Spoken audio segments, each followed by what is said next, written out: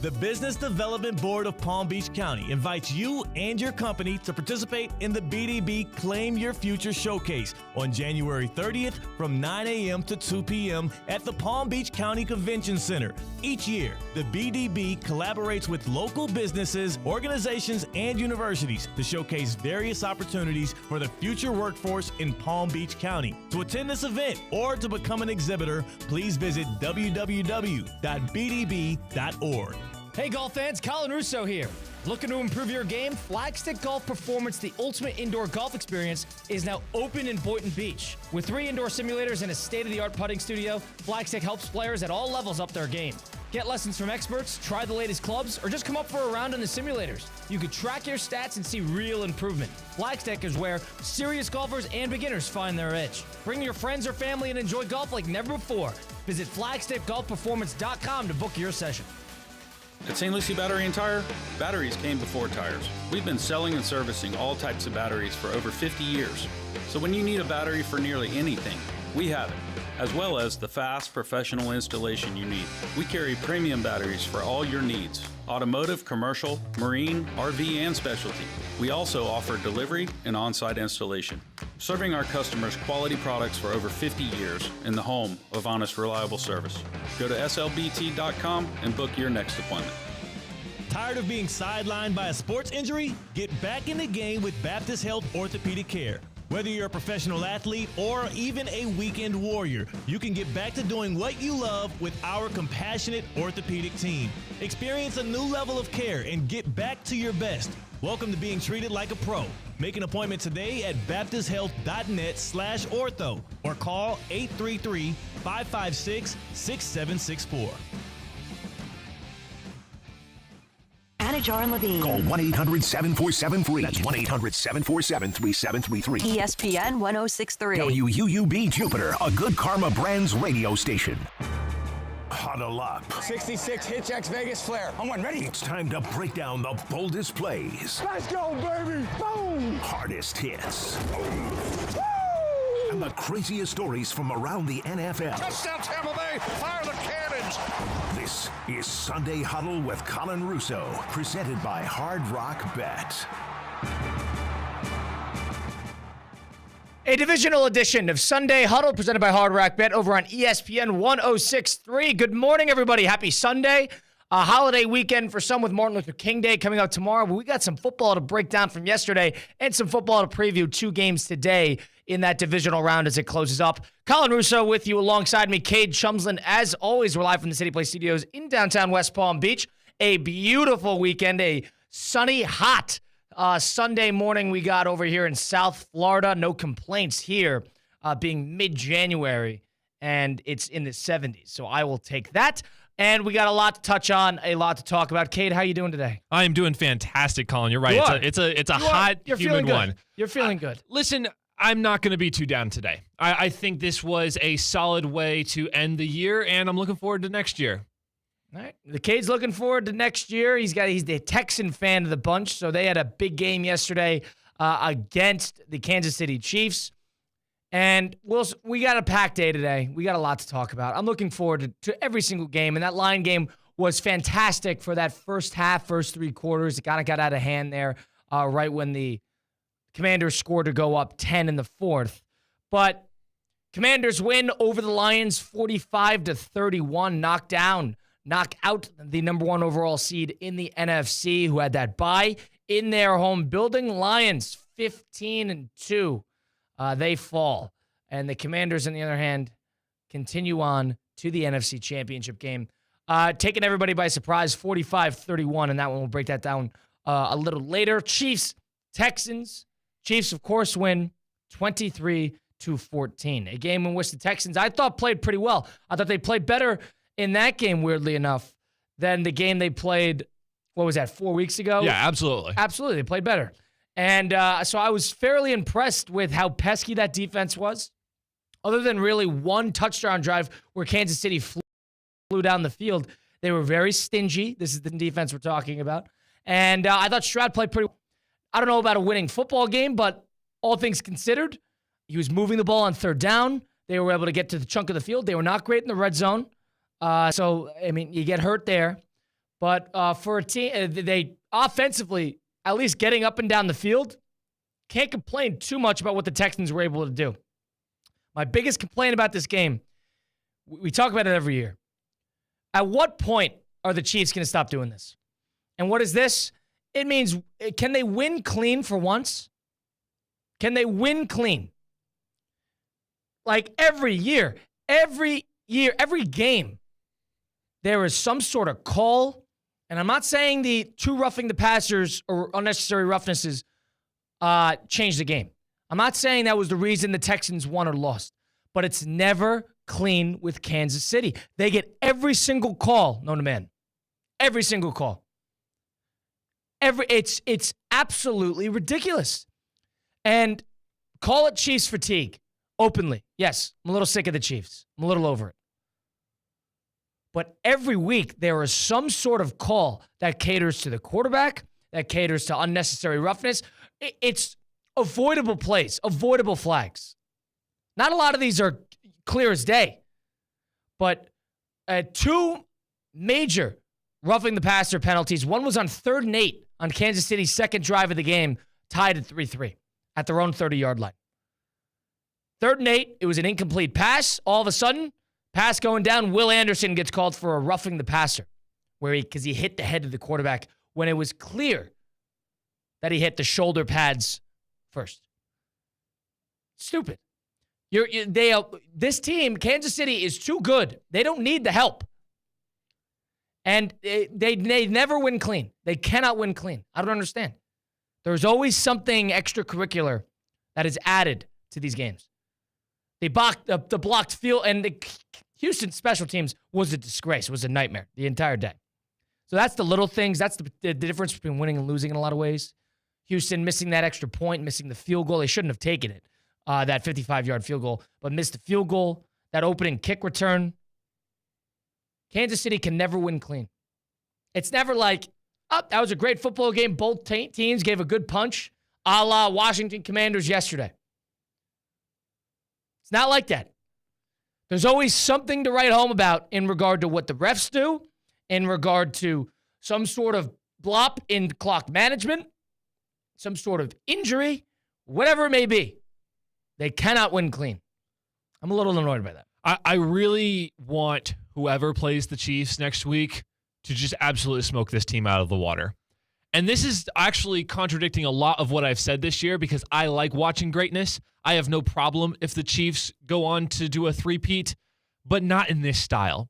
This isn't greatness. This isn't great football. This is skating by with the help of the refs, with mistakes by the other teams, and not actually going out there and punching another team in the mouth. The Chiefs did not do that yesterday. They flopped for every call. They got lucky by every blown coverage by the Texans, by every penalty inflicted by the Texans themselves. There were plenty of times where the Texans would get into the red zone, have a sack happen and a holding call on top of it, and then get out of field goal range. Kansas City is one of the most blatant culprits and everybody holds. But just that consistent holding, play in and play out with the edge rushers, it's never ending. It is never ending. And I don't blame any of this on Steve Spagnuolo. I think he is a brilliant defensive coordinator who dialed up everything that the Texans were worried about. Stroud has a problem taking sacks, too. He has a problem taking sliding? Yeah. How about that first drive of the entire game where he just decides to flop on his knee? Can't be stupid. We've been seeing that all year long, too. The man cannot slide. Yeah. He's got no baseball in him right now, and he needs to protect himself. Right. And Stroud has a tendency to hang around, dance around the pocket, try to make something happen, a little too much hero ball. But that's also on Bobby Sloak. I mean, I love the replay in the broadcast where they go behind the quarterback and you see the routes. Wide receivers aren't turning around. There was nobody, especially in that fourth quarter, who was turning around outside of 5 yards. And at that point, when Spagnuolo is sending 8 guys towards the quarterback, you don't have time to go 20 yards down the field.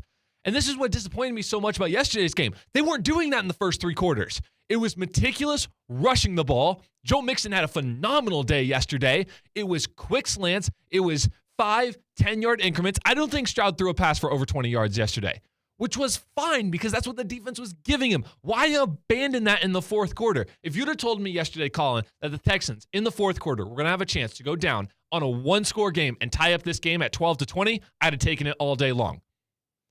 And they simply choked. You didn't walk in there thinking that Houston was a big underdog for a reason. That is not an easy game to win. You're in their building.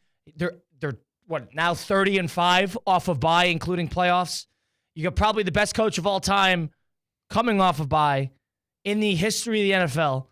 You got the best quarterback of this generation in their building hunting for a three-peat for a team that hasn't played their best football the past month of the year. You can't expect to win that game. Totally understood. But Houston, a couple of opportunities there where little things make differences in terms of whether you're in the game, one possession game or not. You saw a lot of immaturity from the coaching staff in that fourth quarter as well. The 4th and 10 where they decide to rush it and go for it instead of taking a timeout and thinking about it. Yeah. That's a huge head coaching flub. The fact that you saw literally on one drive in that fourth quarter, Spagnuolo rushed at least 7 guys, 4 straight plays. The fact that you're not making an adjustment around that in your play calling and your protection is very annoying. Yeah. So a lot of immaturity, and this is a game that went to the fourth quarter. You talk about the divisional game last year, that game only went to about halftime before the Ravens started blitzing the Texans just like the Chiefs did, right? And so we made it to 4 quarters this time. Next year, maybe we can get all 4 quarters as a good game. But like I said, I can't be necessarily too disappointed today because let's just think about this. Yesterday could have been the Chiefs go out and they score 2 touchdowns in the first 2 drives, and this is a 14-point ball game by halftime with no hope in the second half. That easily also could have happened. Defense played great. Offense moved the ball meticulously. And when we get all of our guys healthy next year and a new offensive line, I hope we can make something happen. Yeah, it's special teams kills Houston. Surprisingly, too. They weren't that bad all year. It's weird because that, in a lot of ways, is the difference between playoff experienced teams and non-playoff experienced teams. True. Is stuff like special teams, because that stuff makes a difference. That's the reason that that Houston was not in a one-possession game over in the fourth quarter, late in the fourth quarter. Yep. Because they missed the field goals, the turnover on downs, the kick return. You can't do that. On top of that, with every call, when there is a possibility that the Chiefs can benefit off of, more than likely the refs are calling it. More than likely, the refs are calling it. Lost a lot of respect for Patrick Mahomes yesterday. That unnecessary roughness where Are Mahomes you is kidding following me? the blocker, and then he comes in and he just drops, and he has the 2 line. When he's a runner, he's not a sliding quarterback. He's a full-on runner, and drops.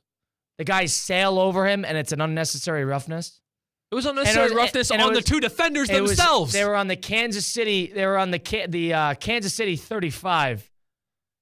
When that play happened, it was 1st and 10. It wasn't a third down, but it's a 20-yard difference. That's a 20-yard swing right there. And it was a touchdown drive when it was 13-12. So that was a crucial play in a crucial touchdown drive. On top of that, the 3rd and 8 on the 3rd drive of the game, when Kansas City got that roughing the passer, that gave them a 1st down. They would have punted it alternatively, and they were able to get points out of it. You can't play against the 11 on Kansas City in their building with the refs favoring their side to a degree. And that might be a sore loser. It might be bitter. Maybe it's me just being sick of the Chiefs. But you don't need to be any rocket scientist to diagnose that this is a problem. It's similar to the Patriots. And you want to chalk it up to the Patriots put themselves in positions to get benefit of the doubt with the referees? Fine. They're so good that the margin of error, they're allowed to a lot more, and they just put themselves in. They don't understand how to nuance the refs and calls and stuff like that just to build drives. Fine. Kansas City does the same thing, but it drove people crazy with the Patriots year in and year out, and now it's driving me nuts with the Chiefs year in and year out. And I'm not saying the Texans were better than them. I'm not saying the Texans should have beat them. But the Texans outgained them. The Texans fairly stingy defensively. And pretty good on 3rd down, moving the ball offensively. But the winners and the losers of the NFL, the winners can operate on special teams. The winners can convert in the red zone. That's stuff that Kansas City can do that Houston was not great at doing. So there's a difference in that. Another historical loss for the Texans. Did you see the big stat last night on social media? What was this stat? Teams that outgain their opponents by 100 yards, have 0 turnovers, and lose that had never happened in the history of the NFL. Teams that had outgained their opponents by 100 yards, have 0 turnovers, were 49-0 going into last night until the Texans. If you were to sit here and tell me that the Texans went 10 of 17 on third down and then outdrive the Chiefs by 124 yards and average 5.2 yards per play with 0 turnovers, with no turnovers, what would you think happened? That's a winning formula. It's a winning formula. There's a reason that nobody's done it until yesterday, and it's always the Chiefs. Shout out to the okay, hold on. That's a Texans thing. That's not a Chiefs thing. That's a Texans thing. Yeah, it's a Texans thing? Oh, you're talking about a game. Hold on. You're talking about a game earlier in this year where we picked off a quarterback 5 different times and lost a ball game for the first time in NFL history. This is a Texans thing. Good point. Good shout. Did that to Goff. Didn't work out. Understood. Commanders did it last night with 4 interceptions against Goff. Look what happened. Well, look what they did. This is a Texans thing. Right. But if there's another team, if you were to think about it, flip it, who would win that game with that formula? Your first guess would be the Chiefs. That would be the Chiefs. No, I'm also saying you're a little bit correct too. But I hear that stat and I'm like, Texans did that. Time of possession, 33 minutes comparatively to 26 minutes for the Chiefs. It's a winning formula. 18 first downs. Wow. You got to play 4 quarters of football. You have to play 4 quarters of football. You got to do the little things right, too. And the Texans didn't. Special teams was a mess. They didn't protect Stroud all that well. They took bad sacks. Okay, so that's actually interesting point about the offensive line. I actually thought they played okay yesterday. I don't think the 8 sacks on the box score actually reflect how they played. There were times in this football game, Stroud had a clean pocket and had to scramble because no one was open. Receivers simply weren't getting open. And that's a huge problem when you're trying. I also think it's a problem with Stroud when he hangs on to it too long and all of a sudden he puts himself in a position to get sacked. If it's not there, it's not there. Don't try to make something out of nothing. I think Stroud has a problem. But when it's there, though, you got to make plays happen. And if you're a receiver, that means you got to get open. 100%. But it's also up to Stroud to determine, all right, if there's nothing there, there's nothing there. Don't try to put something there. But that's what I'm saying is that's not necessarily on the offensive line. If you have 4 seconds of a clean pocket, there should be a man open. Understood. So, but there was 8 sacks. 8 sacks. 8 sacks, 4 of them in the fourth quarter when they were getting blitzed like crazy, like I mentioned earlier. 100%. But I'm saying in the first half, when the Texans didn't run the ball, they went play action and wanted to make a big 15, 20-yard play happen, they couldn't. Yeah. Because nobody was open and CJ wasn't firing. But one thing I'll note, I thought CJ played pretty well. Tight window throws, I thought CJ was more impressed than I'd been with him in about a month and a half. And I agree. That coverage is great. And but there were a number of spots there where a couple risky throws, a couple of Collins. I mean, Mechie had a couple nice plays. I didn't think Stroud played all that poorly. It's just the sacks, the special teams, and the penalties. That's the difference between winning and losing a lot of the times in this league. If there's no turnovers to flip a game, you need to make sure you operate on special teams properly. You need to make sure you're not getting benefit or you're not getting burned with the penalties. And sometimes that's not always up to them. And then you got to make sure you're not getting sacked because that kills a drive. That's what the Texans did. And for me, I'm sick of the Chiefs. So we're rooting, and we'll get into what the Baltimore-Buffalo game, what's going to be what's going to be the storyline of that game. I think the team that has the best chance of beating Kansas City would be Buffalo. So that's probably who I'm going to root for because I'm so sick of this team. I'm so sick of Kansas City. It's time to move on. It's time to move on. It's time to bring them out to pasture. Goodbye. Bring them to the farm. Let them sit on the farm. Andy Reid complete his career. He's had a Hall of Fame career. He's got his 300 wins. Goodbye. I'm over it. You can't get every call every week. You can't do it. It's not fair. We continue on here at Sunday Huddle presented by Hard Rock Bet. Good time to get started now. You got 2 great divisional games today. You have the national championship in the college football playoff tomorrow. No better time to go download Hard Rock Bet app today. Go get it on the Google Play Store or the Apple App Store. Go to hardrock.bet to get started now. If you're not the type that likes to put a ton of money into each bet, put as little as $1, put up to 20 legs in a parlay, get the most value out of your bet. I'll give you an example of what somebody did. Week 6, better in South Florida, $1 first touchdown score parlay. 5 different players to score the first touchdown in their respective games on that Sunday turned a $1 bet into $40,000. Did it on a parlay, did it on Hard Rock Bet.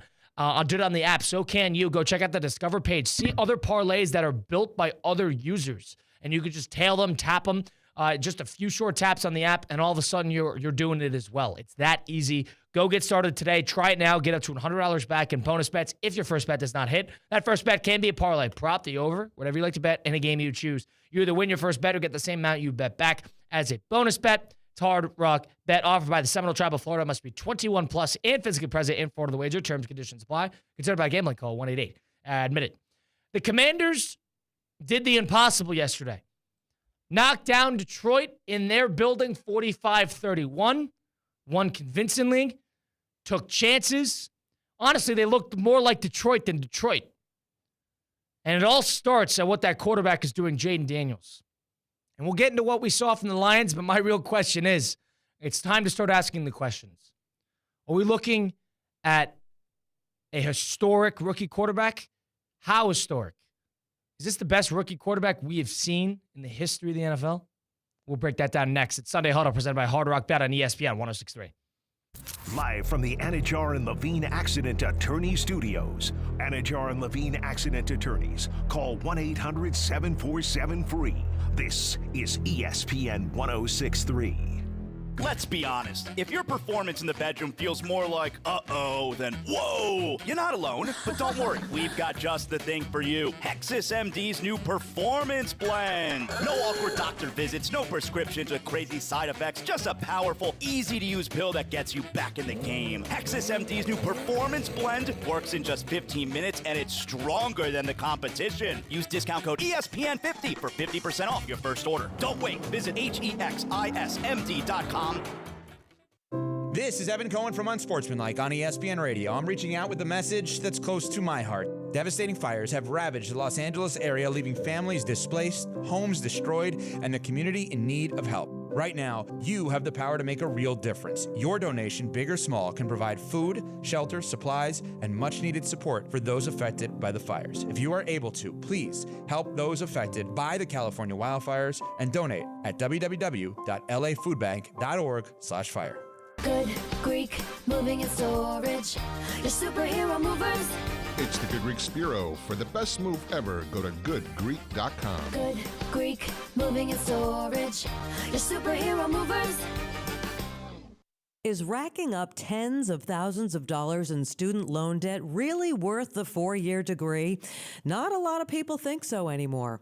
A recent Wall Street Journal poll found that 56% of us believe that a skills-based education, that's a smarter investment than a 4-year degree. So why waste that time and money when there's an alternative right here in North Palm Beach that teaches the skills that people can actually use in today's world, and you can get those skills in just months, not years. I'm talking about CSB Media Arts Center, the home of Connecticut School of Broadcasting, which provides hands-on training in audio and video production, podcasting, sports broadcasting, social media marketing, filmmaking, coding, and so much more. For over 60 years, CSB has placed thousands of graduates in careers. Take a moment and visit GoCSB.com to schedule a tour. That's GoCSB.com. If you are buying a new home in Palm Beach County, whether it's your first time or you're upgrading or downsizing, the clerk's office is the services you need to help protect your investment. Sign up for our Property Fraud Alert program, offering free monitoring of Palm Beach County's official records. You will get an alert if a document, such as a deed or mortgage, is recorded using your name or address. For more information, head to our website at mypalmbeachclerk.com/homeowners. Congratulations on your new home. We are always here to help.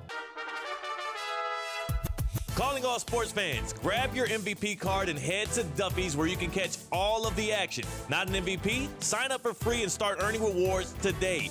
Duffy's is voted the best sports grill year after year with their award-winning burgers and wings. Don't forget about Duffy's famous 2-for-1 drinks all day, every day. And with over 80 TVs in every location, you'll never miss a minute of the game. Visit Duffy'sMVP.com to learn more. Duffy's, our game is always on. Hi, it's Evan Cohen from Unsportsmanlike. tomorrow. It all comes down to this, the College Football National Championship, live from Atlanta. Notre Dame and Ohio State. Coverage begins at 6:30 on ESPN 106.3, where champions are crowned. Hi, it's Luis Fonsi. In the world of music, versatility allows you to capture the moment and create something amazing. Ford SUVs are designed with the same versatility in mind. The Ford Escape or Explorer can make any day a beach day with room for family and all your gear. And the Ford Bronco or Bronco Sport give you the freedom to go over, around, or through almost anything that comes your way. Ford SUVs, perfect for South Florida. See your local Ford dealer today. You've got so many chances to win big on Hard Rock Bet. Even a small bet can bring in that serious cash. All you need is $1 and a dream. Unbelievable. They've hit the parlay. Let's go! Big payouts for every kind of player. Hard Rock Bet. Roll with us. Get up to $100 back if your first bet doesn't win. Payable and bonus bet up to $100, not a cash offer. Offered by the Seminole Tribe of Florida. Must be 21 plus and physically present in Florida to wager. Terms and conditions apply. Concerned about gambling? Please call 1-888-ADMIT-IT.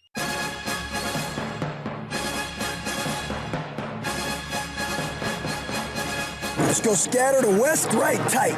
F left. 372 Y stick Z spot. This is Sunday Huddle with Colin Russo, presented by Hard Rock Bet. Are we looking at the greatest rookie campaign for a quarterback we have ever seen? We'll break that down now on Sunday Huddle, presented by Hard Rock Bet on ESPN 106.3. Colin Russo, Kate Jumslin with you, live from the City Place Studios in downtown West Palm Beach. It's on ESPN 106.3 with you till 12 p.m. today, a 2-hour edition of Sunday Huddle. If you've been in a car accident, truck accident, or suffered a slip and fall, my friends Mark Anajar and Glenn Levine of the Anajar and Levine Accident Attorneys are here to fight for you. I know with Anajar and Levine, they got my back no matter what. They don't charge you unless you win. They work tirelessly to get you the maximum compensation that you deserve. Why settle for just any attorney? Demand Anajar and Levine today, because that's the Anajar and Levine difference. All it takes, one phone call to take back control of your life. Don't wait. Call for a free consultation today. That's 1-800-747-FREE. That's 1-800-747-3733. Take back control now with Anajar and Levine. So yesterday we talked about the Chiefs winning, and of course a surprise on that one. But the real surprise came out of what happened in Detroit. Washington Commanders 45-31 over the Detroit Lions. An excellent game, especially in that first half. Going into halftime at 31-21, a very offensive proficient game, clean game. Detroit had a lot of turnovers, but Washington played clean, simple football, about 1,000 combined yards between both teams, about 60 first downs between both teams. It was an offensive masterclass from both sides on the side of actually going down the field. The problems were Jared Goff and the Lions defense. 45-31 final in this one. And Jaden Daniels once again impresses 22 of 31, about 300 yards passing, 2 touchdowns, 0 interceptions, 0 sacks taken. Key. 0 sacks. He also had 51 yards rushing. Listen, people want to talk about prisoner of the moment. I totally understand. People were saying the same thing about C.J. Stroud last year. I totally understand. I don't know if we have seen as good of a rookie campaign as this in NFL history. I really don't. And might be early. Fine. 2 playoff games in, I'm ready to draw some declarations. Jaden Daniels is as good of a rookie quarterback as we have seen situationally in the NFL in its history. You want to go to some of the greats? Marino, they lost their playoff game that year, 24-9. He started 11 games. So, Marino lost that one. Luck, you want to bring up him? Luck got killed by Baltimore. 23 touchdowns, 18 interceptions. Ben Roethlisberger is a popular one. Went 13-1 as a starter his rookie year. Lost in the AFC Championship game to New England that year. Roethlisberger had 5 interceptions in that playoffs. 5 interceptions. Jaden Daniels at this point, we're looking at him, and he's completed the ball 70% of the time. He's got 560 yards passing, 4 touchdowns, 0 interceptions, and just 1 sack taken in 2 playoff games. Went 12-5 as a starter. Had 31 total touchdowns, 9 interceptions, 0 fumbles lost. Set a record for completion percentage. We're looking at him.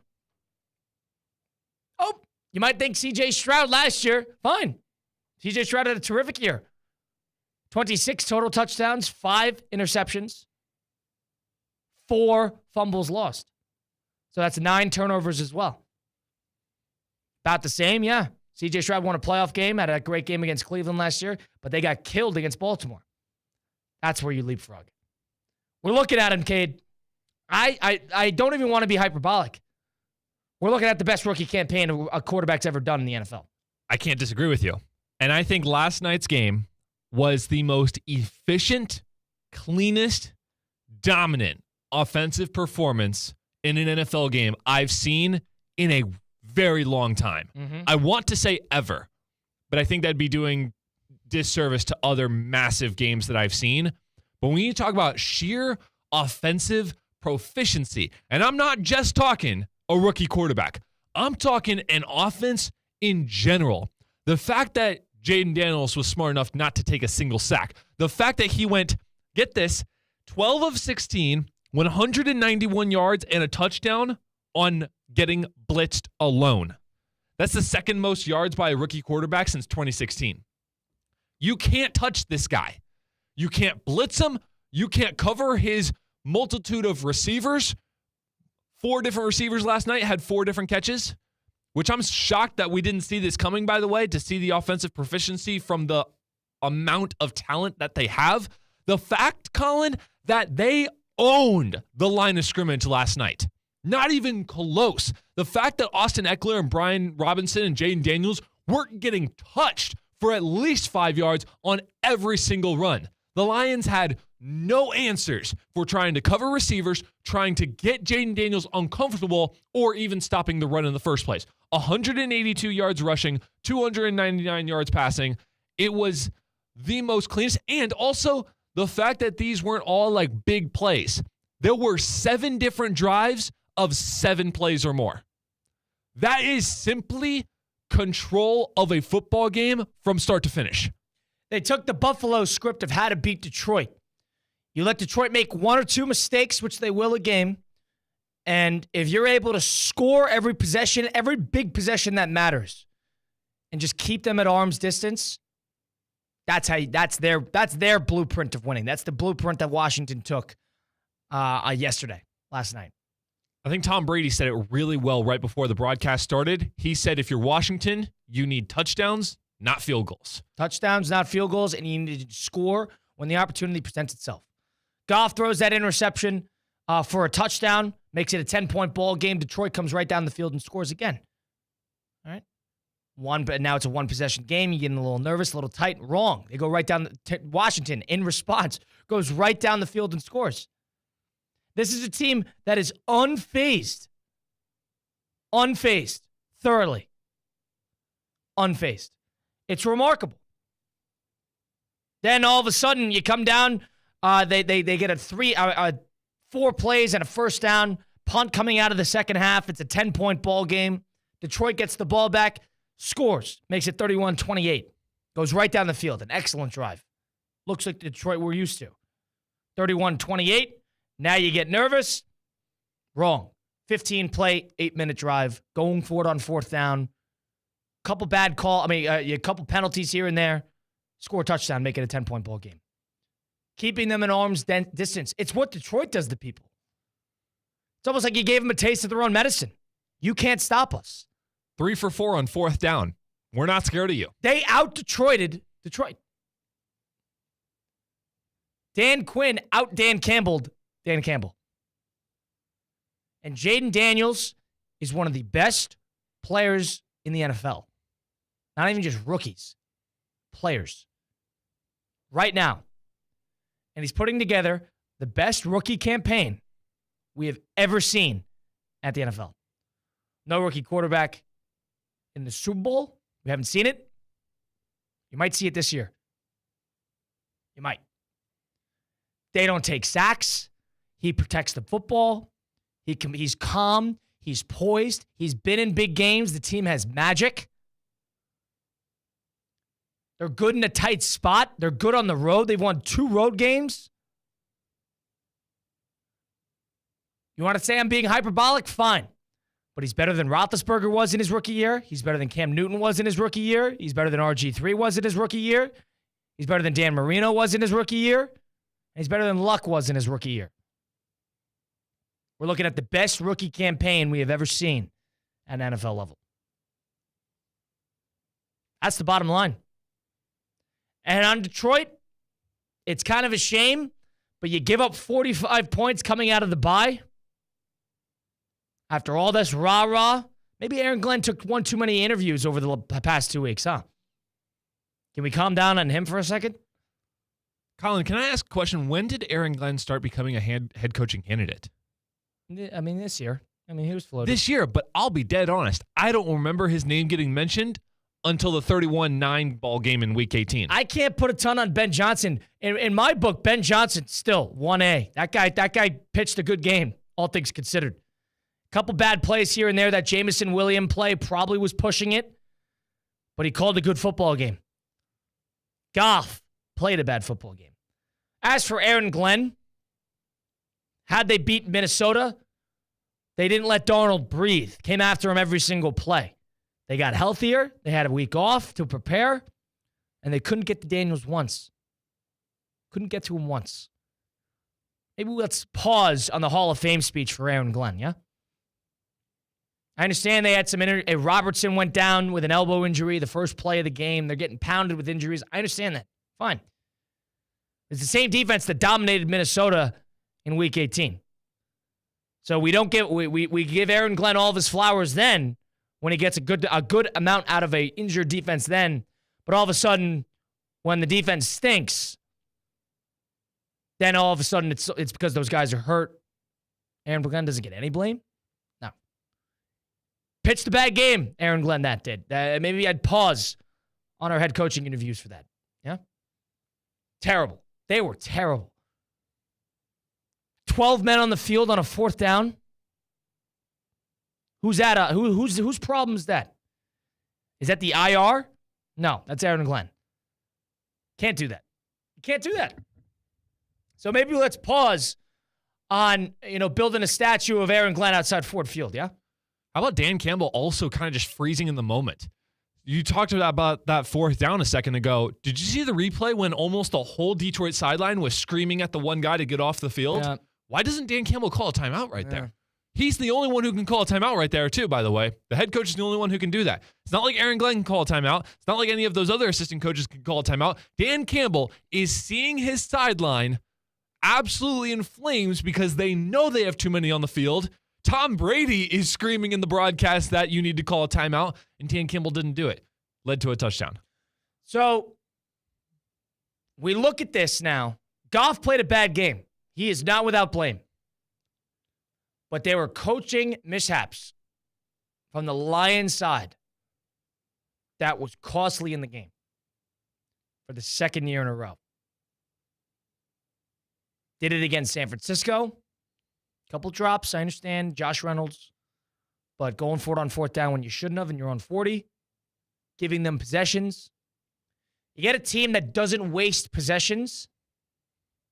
You can't get away with that if you're Detroit. Washington does not waste possessions. San Francisco last year did not waste possessions. You can't play with you can't fly too close to the sun every week and expect not to get burned. Now, I'm not saying it's all the coach's fault. Jared Goff in a 3-point game cannot throw an interception pick 6. Can't do it. And Goff stunk. I mean, hold on. Let's go to him for a second. Jared Goff. Jeez. Sailing the football here and there. A couple excellent throws. But, geez. You got it. Goff, this is your third. This is the 3rd big-time playoff run we've had with you. One with Detroit, one with the Rams. You're used to this. You've been in these games. He stunk. He was terrible in the game. Very uncharacteristic of him, too. Protect the football, let the playmakers playmake, and manage the game. That is Jared Goff's job. That is in his contract. Don't get in the way. Don't be a hero. Do it. Play on time. Play in the system.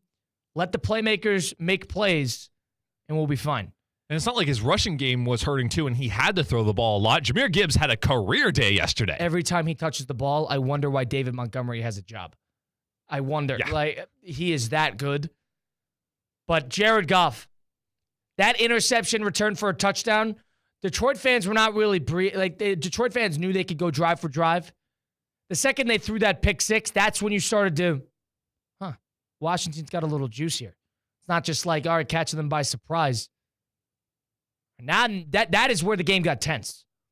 That is where that stadium got tense. That interception return became a 2-score ball game, and you're like, oh, wait, we're going to have to work extra hard for this Washington scored 28 points in the second quarter. Highest scoring second quarter in NFL history on both sides. Yeah, combined with the 2 touchdowns of Detroit, 42 points. Unreal. So you can't go against a team that doesn't waste possessions and waste possessions. Detroit had a tendency to waste a couple possessions. Going forward on fourth down. Here, Jared Goff making mistakes. Coaching mishaps. Wasting possessions. Dan Quinn, you could argue the same thing, going forward on fourth down, but they got it during the regular season 87% of the time on fourth down completion. That is ridiculous with a rookie quarterback, a rookie general manager, a rookie owner, and a first year, not a first year head coach totally, but with that franchise first year with Dan Quinn. At a certain point, we're going to have to start making some declarations about what we are seeing from Jaden Daniels and company. I think the rest of the NFL should be very nervous that this is the type of Dan Quinn we're seeing. Very nervous. When's the last time we saw Dan Quinn in a head coaching spot make a run in the playoffs? With Atlanta. And what happened in that Super Bowl? He got soft. He got careful. Maybe he learned with that. The man put his hat on backwards and became a dog. Yep. And he took a page out of Dan Campbell's book, and Detroit got out-Detroited by Washington. If he's not scared to come at you for every single drive, that is a scary, scary situation. Detroit for the rest thought of the they NFL. were America's team. Washington takes that flag right from them and brings it back to the Capitol. Washington is America's team. What a performance they put on yesterday. 45-31, a 28-point second quarter for Washington. Jaden Daniels, 300 yards, 2 touchdowns, 0 interceptions, 51 yards rushing. We're looking at a team that could go all the way. That's what we're looking at. Now, we haven't talked about what games we have today. They play the winner of that Ram-Eagle game. I'd argue they wouldn't want to see the Eagles again, but I think Washington could take anybody down. We continue the program here. It's Sunday Huddle, presented by Hard Rock Bet over on ESPN 106.3. Speaking of the games today, you got 2 big ones, 3 and 6 o'clock. The divisional round continues over in the NFL, and we got the Eagles and the Rams in Philadelphia, and Baltimore versus Buffalo in Buffalo. Should be a fun one, with the especially with the Ravens. Bills, it looks like might be a snow game, might be a cold game. Same thing with Philadelphia. You're going to have bad weather. This is going to be real-time football, and winner gets Kansas City or the Commanders. We got to make some picks with our game-changing players of the week. We'll get into those games next. It's Sunday Huddle, presented by Hard Rock Bet on ESPN 106.3. Live from the Anajar and Levine Accident Attorney Studios. Anajar and Levine Accident Attorneys. Call 1-800-747-FREE. This is ESPN 106.3. Bet live with Hard Rock Bet. Real-time wagering till the very last play. Missing the kickoff doesn't mean all bets are off. Delay a game on the guy who hasn't bet yet. Sometimes you just know your team is going to come back. The Sportsbook for every kind of player. Hard Rock Bet. Roll with us. Get up to $100 back if your first bet doesn't win. Payable and bonus bet up to $100, not a cash offer. Offered by the Seminole Tribe of Florida. Must be 21 plus and physically present in Florida to wager. Terms and conditions apply. Concerned about gambling? Please call 1-888-ADMIT-IT. Hi, this is Scott Smith with Smith Ball Baez and Prather, Florida Injury Lawyers. We are a Florida civil trial law firm that specializes in the areas of personal injury and wrongful death. Our offices are located in Palm Beach Gardens, Boca Raton, and Port St. Lucie. Our lawyers have litigated thousands of matters at the Palm Beach, Martin, St. Lucie, and Indian River County courthouses. Our lawyers, paralegals, and other numerous members of our legal team live in Palm Beach County and Treasure Coast cities and towns such as West Palm Beach, Port St. Lucie, Lake Worth, Palm Beach Gardens, Palm City, Jupiter, and others just like you and your families. We are a statewide recognized law firm, but it is your community and your families that we live and associate with on a daily basis. Our most satisfying achievement is when we know that our legal power has helped a fellow member of our Palm Beach County and Treasure Coast community secure a fair and just huge result. If you've been injured, the lawyers at Smithball, Baez, and Prather will help. Call us at 500-HELP, 500-HELP. With Smithball, Baez, and Prather, help is just a local phone call away. Offices Palm Beach Gardens, Boca Raton, and Port St. Lucie. This is the Delray Beach Open. Don't miss today's top professional tennis stars and legends in downtown Delray Beach. February 7th through 16th. It's 10 days of tennis on the Ave. 140 miles per hour races, parties, music, art, and all the good vibes. Come for the nonstop action on and off the court. Snap pics and post memories at the DBO. Join us for a jam-packed week of ATP tennis matches. More fun, more food, more drink, more parties, more of everything. DelrayBeachOpen.com for info. At St. Lucie Battery and Tire, batteries came before tires. We've been selling and servicing all types of batteries for over 50 years.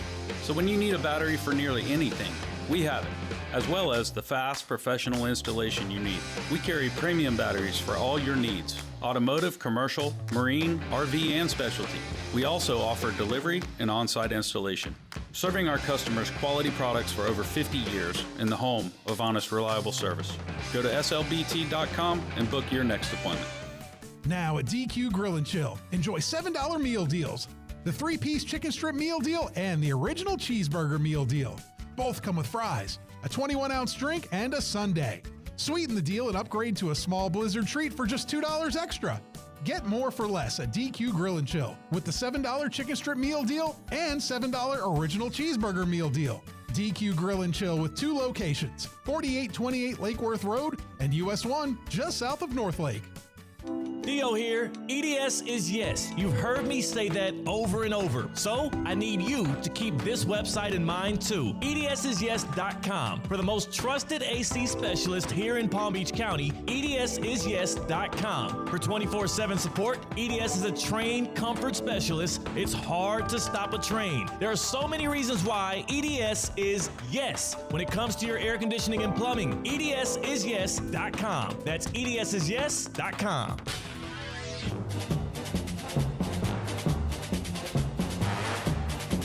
Daisy right, Soy, Blitz right, Travolta right, Pumpkin left, Alert Charlotte left, on 1. This is Sunday Huddle with Colin Russo, presented by Hard Rock Bet.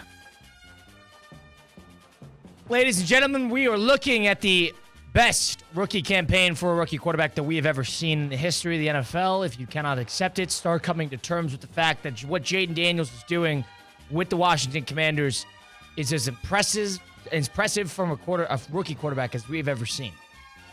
More than Luck, more than Marino, more than C.J. Stroud, more than Roethlisberger, more than RG3.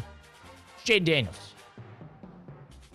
And they hit a rookie wall, and they pummeled through it. 7-0 in their last 7 games in that one. It's Sunday Huddle presented by Hard Rock Bet on ESPN 106.3. Colin Russo, Cade Chumsman with you live from the City Play Studios in downtown West Palm Beach.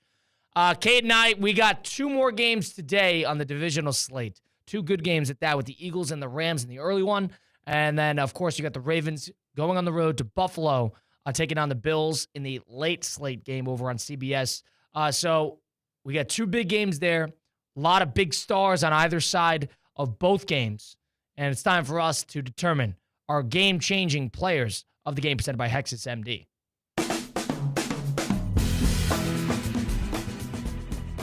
Game-changing players of the week presented by Hexus MD. It's your partner in easy and effective weight management methods. Visit HEXISMD.com. That is HexusMD.com. Cade, we're going to go back and forth. Three guys apiece. Number three.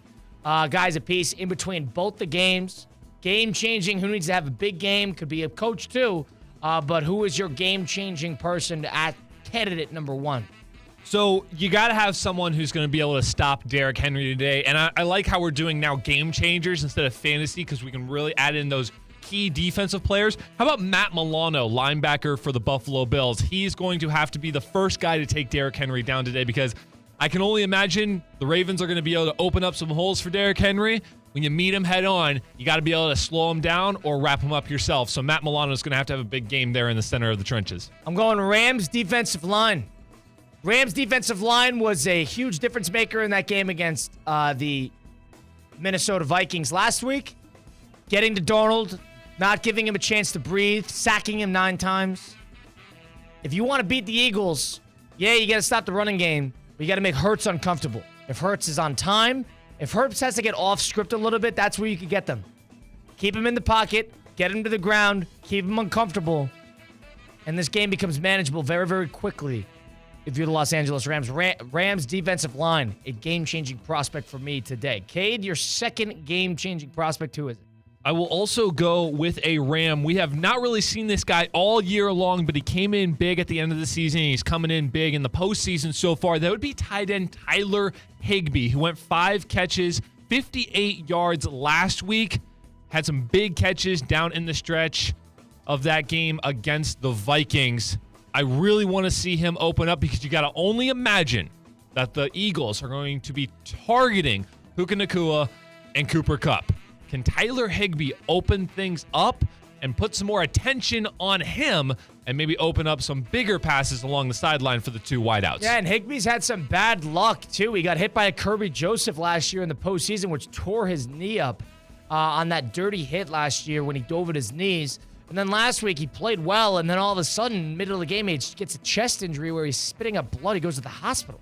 And Sean McVay said, we're worried about him, but come Friday, no injury designation for Tyler Higbee. He is playing today. He is healthy. And I agree, a crucial piece of that offense, a big third fiddle that they kind of need outside of the Nacua Cup show. That was Cade's number 2, game-changing prospect. My second game-changing prospect is none other than Khalil Shakur, a guy who has been reliable as ever for what Buffalo tries to do. And Josh Allen, we understand he's going to have to wear the cape to the game. That's what he is. He is a superhero for them. He does everything.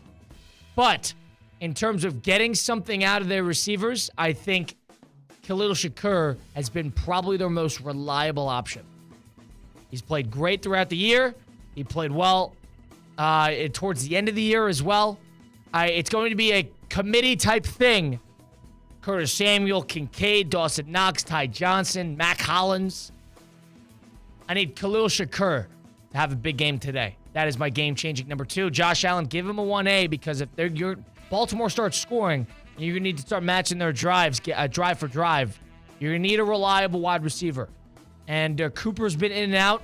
I would say Shakur is the most reliable option. Cade, your third guy. I'll go receiver on the other end of things. Again, we all assume this is going to be a shootout. So by the end of games, Lamar Jackson's probably going to have to throw the ball. Can Rashad Bateman come in the clutch? He only had 2 catches last week, but he only had 2 targets, 24 yards, and a touchdown in that game against the Steelers.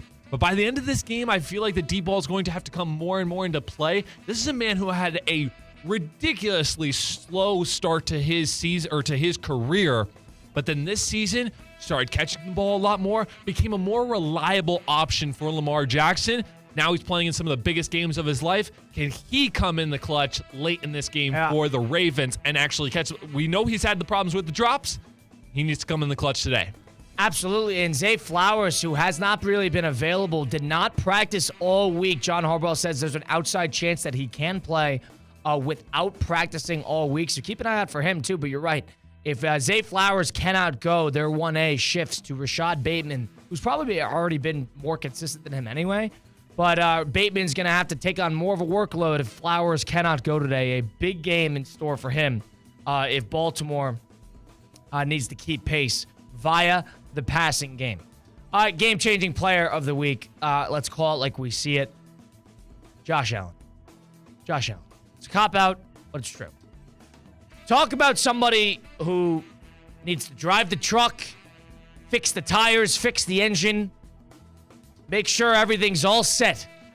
It is not a committee. It is not a village for Buffalo. They are led by one man, Josh Allen. Rushing the football, on the field, hurt, not hurt. Big arm, using his legs. Nobody plays hero ball more than Josh Allen, for better or worse. And he's a great postseason performer. You're going to need to do it today. You want to prove something? You're probably not getting this MVP. Lamar's probably getting his third. You want to prove something? Lamar got first team All-Pro. You get second? You're at home. This is it. Punch your ticket to get a rematch with Mahomes. Josh Allen wants to change the script, get his Josh Allen moment. Starts today. Game-changing, number 3. Josh Allen for me. That was our game-changing prospects of the day on Sunday Huddle, presented by Hard Rock Bet. It's also presented by Hexus MD. It's your partner in easy and effective weight management methods. Visit HEXISMD.com. 2 games already in store for later today, and we had 2 games last night with the Commanders taking down the Lions 45-31, and the Chiefs, once again, getting calls, being able to operate on special teams. They win against the Houston Texans at home 23-14. One thing I will say, somebody who was pretty solid yesterday, I do still think he needs a word count, is Tom Brady on the call in that Fox game during that Washington game. Brady, it's almost, I just wanted to bring up quickly. Tom Brady has had a rough year in that broadcast booth, not really knowing when to chime in, needing to confine his thoughts a little better. But it's almost like when Brady gets to the playoffs, he churns into another gear because he was as enthusiastic and as into the game as he has been all year. He had a great game. He's not dealing with the Cowboys. But still, Tom Brady actually had a decent game yesterday. But the one thing about him broadcasting that game is he needs a word count in between plays. You notice how Brady talks well into the next play? Yes. Tom. And he's not sure when to stop, so he'll halfway through his sentence stop, let the play start, finish his sentence. Tom, this is Kevin's time. Kevin's the play-by-play guy. The next play is going, Tom. Little much.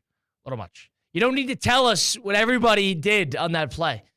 Just 1 or 2 spark notes. You get the idea.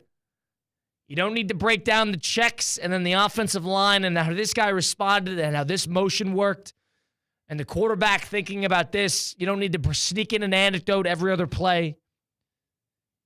Tom, word count. Think. Compartmentalize what we're going to use.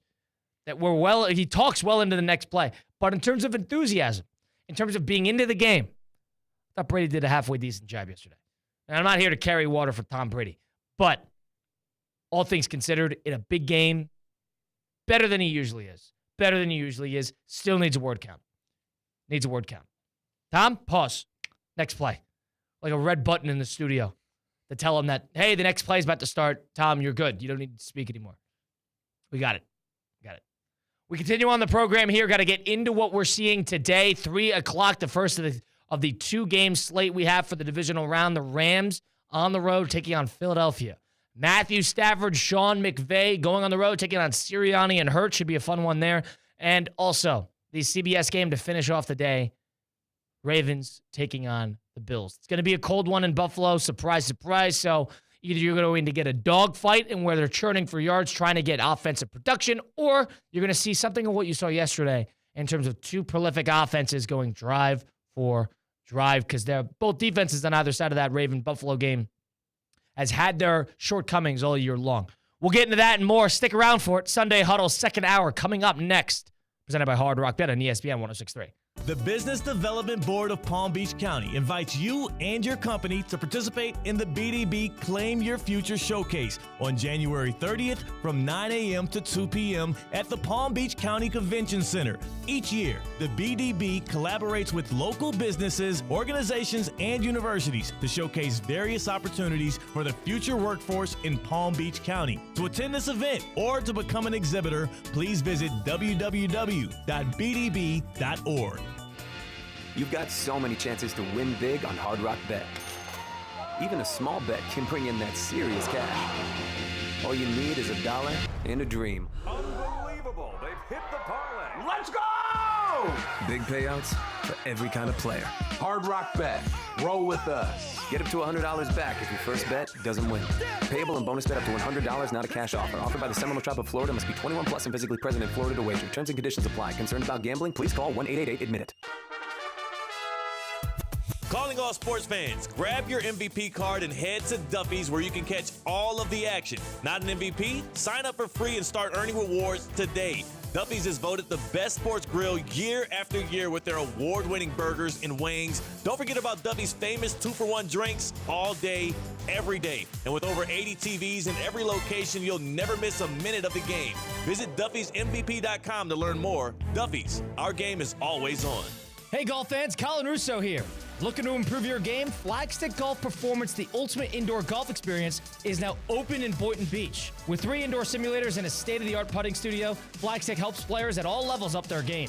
Get lessons from experts, try the latest clubs, or just come up for a round in the simulators. You can track your stats and see real improvement. Flagstick is where serious golfers and beginners find their edge. Bring your friends or family and enjoy golf like never before. Visit flagstickgolfperformance.com to book your session. Is racking up tens of thousands of dollars in student loan debt really worth the 4-year degree? Not a lot of people think so anymore. A recent Wall Street Journal poll found that 56% of us believe that a skills-based education, that's a smarter investment than a 4-year degree. So why waste that time and money when there's an alternative right here in North Palm Beach that teaches skills that people can actually use in today's world, and you can get those skills in just months, not years. I'm talking about CSB Media Arts Center in North Palm Beach, the home to Connecticut School of Broadcasting, which provides hands-on training in audio and video production, podcasting, sports broadcasting, social media marketing, filmmaking, coding, and so much more. For over 60 years, CSB has placed thousands of graduates in careers. Take a moment and visit GoCSB.com to schedule a tour. That's GoCSB.com. If you are buying a new home in Palm Beach County, whether it's your first time or you're upgrading or downsizing, the clerk's office is the services you need to help protect your investment. Sign up for our Property Fraud Alert program, offering free monitoring of Palm Beach County's official records. You will get an alert if a document, such as a deed or mortgage, is recorded using your name or address. For more information, head to our website at mypalmbeachclerk.com/homeowners. Congratulations on your new home. We are always here to help. Tired of being sidelined by a sports injury? Get back in the game with Baptist Health Orthopedic Care. Whether you're a professional athlete or even a weekend warrior, you can get back to doing what you love with our compassionate orthopedic team. Experience a new level of care and get back to your best. Welcome to being treated like a pro.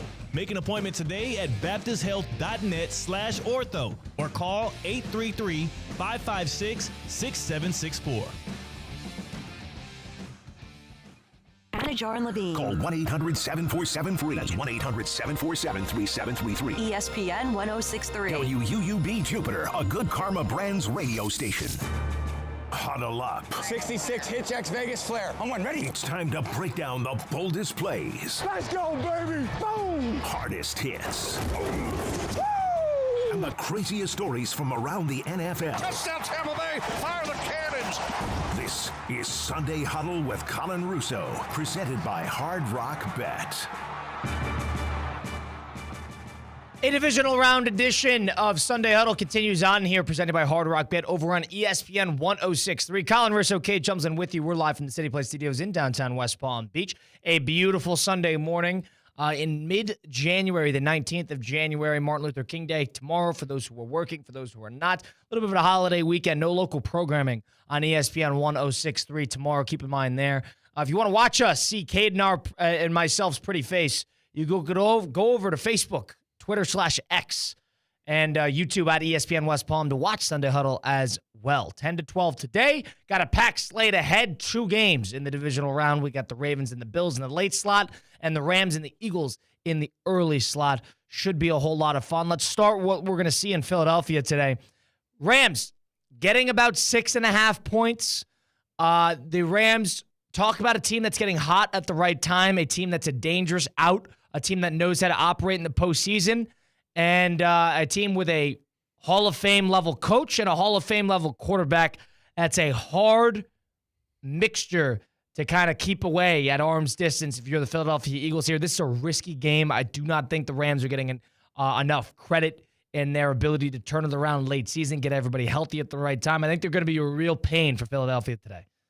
I'm shocked the line is only 6.5 right now. I expected this line to come out at 3.5, maybe. I mean, the way the Rams put on a defensive clinic against the Minnesota Vikings last week was something that I think should have put the world on notice. And according to the line, it really didn't. And the offense was moving. The defense was all over the quarterback. And the Philadelphia Eagles didn't really do anything last week against the Packers that shocked me as like the best offense in the league or the dominant performance that they had put up. What was that? 23-11 last week against the Packers? Yeah. It wasn't necessarily swarming. Now, could this be something where the line is expected to be along where the game was in the regular season, which I believe was like a 45-23. 37-20. Yeah, huge dominating performance by the Eagles. So are they expecting something like that? Do they not trust that the Rams have made adjustments and can follow Saquon Barkley? We're talking about a Rams defense that outside of Week 18, when the game didn't matter, had not allowed over 10 points in 4 straight games. This defense has turned into something different, and now they're healthy on offense. I would be scared if I'm the Eagles right now. This is a team, and I asked one of our teammates over here at ESPN West Palm, Mr. John O'Terry, I said, who would you rather see, the Vikings or the Rams? And he said, I'd rather see the Vikings. And he's going to see the Rams. I think all of Philadelphia knows what this Los Angeles team can put up, a playoff experienced team that is ready to make another run while the few years they have left of Matthew Stafford as a good quarterback. Yeah, first time around, Saquon Barkley had about 250 yards rushing on the Rams. They ran all over them, and they were able to dominate them by any stretch in the regular season. You cannot imagine that's going to happen again. If there's somebody I could confidently say will come in with some adjustment, and for a defense that is starting to click a little bit more, they have a lot of rookies. I think 3 rookies starting on that defense. They have a great defensive line, but all young guys. So it's a unit that's really starting to get their feet wet in terms of playing in sort of incongruency with each other and playing in line with each other. So they're getting better. They're trending upward, and they got a little bit. There's something to be said about momentum and how you are coming out of a bye. And but that we saw that today with what the Lions and the Chiefs. Chiefs are great after a bye. Lions probably a little flat after a bye. You got 2 teams now who are coming in with little momentum. And now all of a sudden we're coming in with this momentum. You got a Super Bowl winning quarterback in Matthew Stafford and Jalen Hurts, who I think is probably the weakest point of that offense. Advantage Rams. Defensively, advantage Eagles. Head coaching, advantage Rams. Now, will the weather play a factor?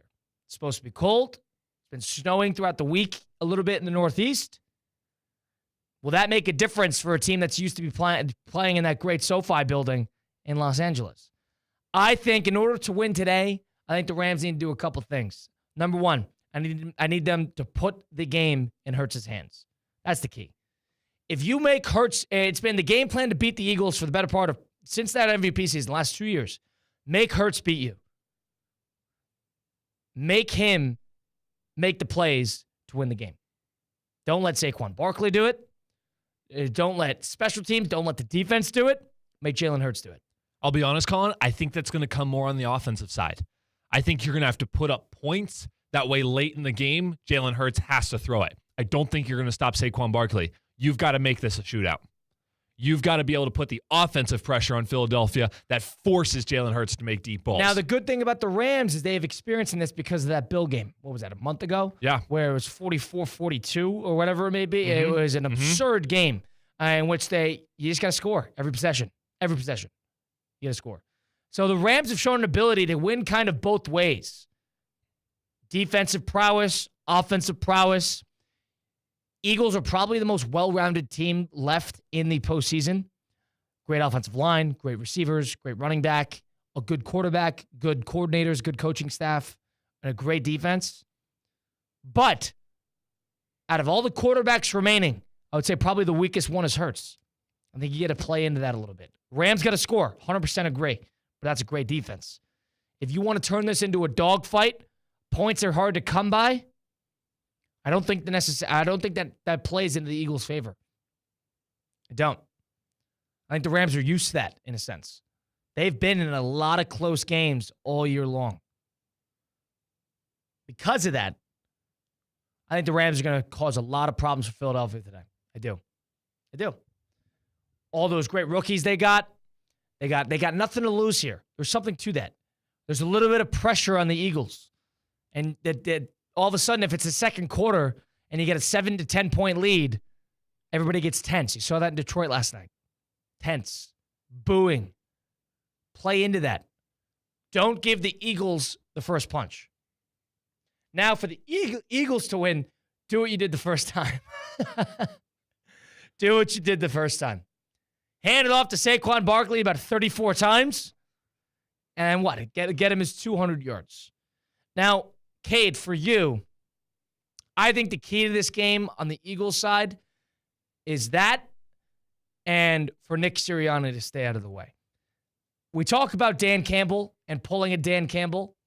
Dan Quinn has done a good job in, I guess, being a pseudo Dan Campbell. Somebody who I think also wants to be like a pseudo, go for it, be out there, be eccentric, unapologetically themselves. Risky plays, confused here and there. I think Sirianni's one of them. But I don't think he does it to the ability of what Campbell or Quinn has done it to. And I think that could be a problem. He's definitely got the energy for it. Oh, that's God. for sure. God. Does he have the smarts for it? I think that's going to have a big play, especially late in the game, making decisions. I think this game, for the Eagles' perspective, obviously, is going to come more with the wide receivers and spreading this ball around. You have to be able to hit every receiver. That way the Rams don't necessarily know who you're going to next. Last week, Devontae Adams had a few catches. You had the massive touchdown with Dallas Goedert. Devontae Smith, sorry. Who did I say? Yeah, Devontae Adams. Adams, nice. Thank you. But A.J. Brown wasn't really involved. Exactly, right? So if you can get A.J. the ball early, get Devontae the ball early, and get Dallas Goedert involved with maybe some screen plays to Saquon Barkley, that'll mess up this entire defense. They're going to have to drop back, which will open up Saquon Barkley a little bit more. You cannot be – I know they did this the first time where they were 100% one-dimensional with Saquon Barkley. I don't think that'll happen this time. Early and often, I would get so many other people the ball. That way, the Rams don't know where you're going next. There's something to be said about momentum. Momentum favors the Rams here. The Eagles, yeah, they had a good game against the Packers for the most part, especially defensively. But offensively, there was a lot left to be desired. That offense was not great against the Packers. There was nothing that said a dominating performance in that game. None. And Barkley's great. We know how great Barkley is. But Hurts needs to be a little bit more dynamic of a passer and a rusher. If he could do that, if he could take steps forward as a playmaker, you see more of the 2022 Jalen Hurts comparatively to the 2023 and 2024 Jalen Hurts. I think that team's probably the best team left in the field. But if that offense looks, for whatever reason, a little crutched in terms of they don't know who they're getting it to, one-dimensional, then they're beatable. Take advantage of Hurts. Every team who has beaten the Eagles has made Hurts beat them. Make Hurts and Sirianni have to make game-impending decisions in the fourth quarter. That's the way to get to the Eagles. If I was writing a theme on the board, put them in a position where Sirianni can do something stupid and make Hurts beat you. Because I'm not sold on Hurts. Good player, complimentary player. A ceiling-busting quarterback? Definitely not. He's not as good as Mahomes, not as good as Allen, not as good as Jackson. He's not as good as Jaden Daniels. Out of the rest, he's not as good as Stafford. As the rest in the field, Jalen Hurts is probably a step below what we've seen in the quarterback position. We haven't necessarily seen him have to take over a ball game at the end of a huge game. He hasn't had to. And to his credit, I don't think he wants to either. He doesn't try to overly play hero ball. He doesn't try to take the game into his own hands. He's a complimentary player. And I commend that as self-awareness. I do. I don't want to take anything away from his Super Bowl performance a few years ago. I think he actually played fantastic in that Super Bowl. Played a winning football game. Okay? Absolutely. So we know he can play clutch, but can he put the whole team on his back? You think about that same Super Bowl run. You beat the Giants the first game, so what? You beat the 49ers when Brock Purdy went down in the first drive. So what? You played Josh Johnson, yeah. Yeah, and then you played a great game against the Super Bowl. Fair to you. Last year, though, you were up against the Buccaneers. You had to win that game when you knew the team was struggling, and you couldn't do it, and you got boat raced. So now we're back again. Detroit's gone. You're the top dog of the NFC. What you going to do about it? Yeah, absolutely. And you're now the hunted. You have an opportunity to get a home game in the conference championship. You were not under the impression. Everybody thought it was running through Detroit. You're going to have to go to Detroit and win to get that. Now it's going through Philadelphia. All of a sudden, second quarter, Rams are still in this ball game. Rams got a lead. Tense up a little bit. The Eagles' boos come before the first half comes. Ooh. Then all of a sudden, start second guessing. Jalen Hurts tries to do something he can't. Think about that Rams team, too. Also can host this championship game since Washington's the 6th seed. Absolutely. They're now licking their chops. Mm-hmm. You get a home game. So this is that game has a lot more stakes now. I'm very curious to see how the Rams, you'll see who the Rams will decide. All right, they have too many playmakers, the Eagles do. Who do we want to let get their time in favor of stopping everybody else? Barkley's going to get shut down. Is this going to be, all right, well, Devontae Smith might get a couple catches here, but we got to make sure that we stop Saquon and A.J. Brown. You can't stop them all. But if you get to Hurts, you make him uncomfortable, and you make Hurts make decisions, like he's the weak link of that offense. That is your way to beat them. That's what you got to do. Sunday Huddle presented by Hard Rock Bet. Go get started now. Get involved on these two games tonight. You're going to be watching them anyway. You might as well sprinkle a little action on it. Go download it on the Google Play Store, the Apple App Store today, or go to hardrock.bet to get started now. Hard Rock Bet's great because the app has got two different sides of how it's put together. It's got a simple side where the newer player can really acclimate and get involved quickly. For somebody like me, I didn't necessarily know how to navigate a sports book on the app. Luckily, Hard Rock Bet was so easy to start to figure out where everything is and how to get involved and how to bet. But on the other side of it, if you really want to dive into it, they have a very sophisticated side to the app that caters to the experienced player. So it covers both ends. That's why it's so well put together. Go check it out. Go check out the Discover page, too. You can see what other players and other real users are putting together in terms of parlays and utilizing promos. And they put a little action on it, and some of these are really creative. So go check it out over on the Discover page. Try it now. Get up to $100 back in bonus bets if your first bet does not hit. That first bet can be a parlay, prop, the over, whatever you like to bet. Any game you choose, you either win your first bet or get the same amount you bet back as a bonus bet. It's Hard Rock Bet, offered by the Seminole Tribe of Florida. Must be 21 plus and physically present in Florida. The wager. Terms and conditions apply. Concerned about gambling? Call 1-888-ADMIT-IT. As for the Rams +7, you taking that? Did it just change? It's +7 right now. That has changed since we've been on air because that was 6.5 for a long time. It's 6.5 to 7 for most sportsbooks. Yeah. What would you take there? I'm taking the Rams. I'm not going to take them on the money line to win because if Philadelphia plays, so you're on my team as well. That they're going to cause some problems for them today. Yes. No. I'm not doubting that Matthew Stafford and Sean McVay are going to come in clutch in this game. Not at all. Right? We saw a great game against Detroit last year when they lost in the wild card game. I believe that was a one-score game. I got no doubt they're going to make this a one-score game today. Now, if Philly plays Philly ball, then they should win this game. But I don't necessarily trust them in this spotlight, and I trust the experience from the Rams, and I think they're going to cause some problems. I like this to be a 4 3-point game down the stretch. When you got nothing to lose and you're not playing with any sort of tense bone in your back going into these games, there's something to be said about that if you utilize it properly, that gunslinging mentality. If the Rams can harness that similarly to how Washington did, you got nothing to lose, go for it, try it, then they could cause a lot of problems for Philadelphia today. We got to get into that. We got to get into the Ram and Bill game, which is going to be the later game of that slate, 6:30 on CBS for that one between the Ravens and the Bills. Should be a good one. Ravens are a little favored in that one. We'll break that down next. We'll give our fraud watches of the year. Now we've seen basically the majority of teams conclude their season in the NFL. There's a couple people that I think should be declared on Fraud Watch. Cade has a couple as well. We'll get into that next. It's Sunday Huddle presented by Hard Rock Bet on ESPN 106.3. Live from the Anajar and Levine Accident Attorney Studios. Anajar and Levine Accident Attorneys. Call 1-800-747-FREE. This is ESPN 106.3.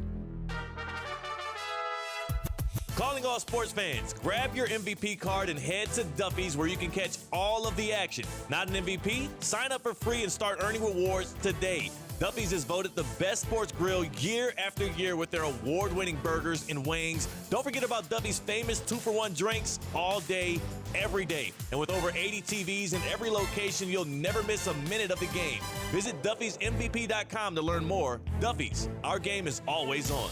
Let's be honest. If your performance in the bedroom feels more like, uh-oh, than whoa, you're not alone. But don't worry, we've got just the thing for you. Hexus MD's new Performance Blend. No awkward doctor visits, no prescriptions or crazy side effects, just a powerful, easy-to-use pill that gets you back in the game. Hexus MD's new Performance Blend works in just 15 minutes, and it's stronger than the competition. Use discount code ESPN50 for 50% off your first order. Don't wait. Visit HEXISMD.com. At St. Lucie Battery and Tire, batteries came before tires. We've been selling and servicing all types of batteries for over 50 years.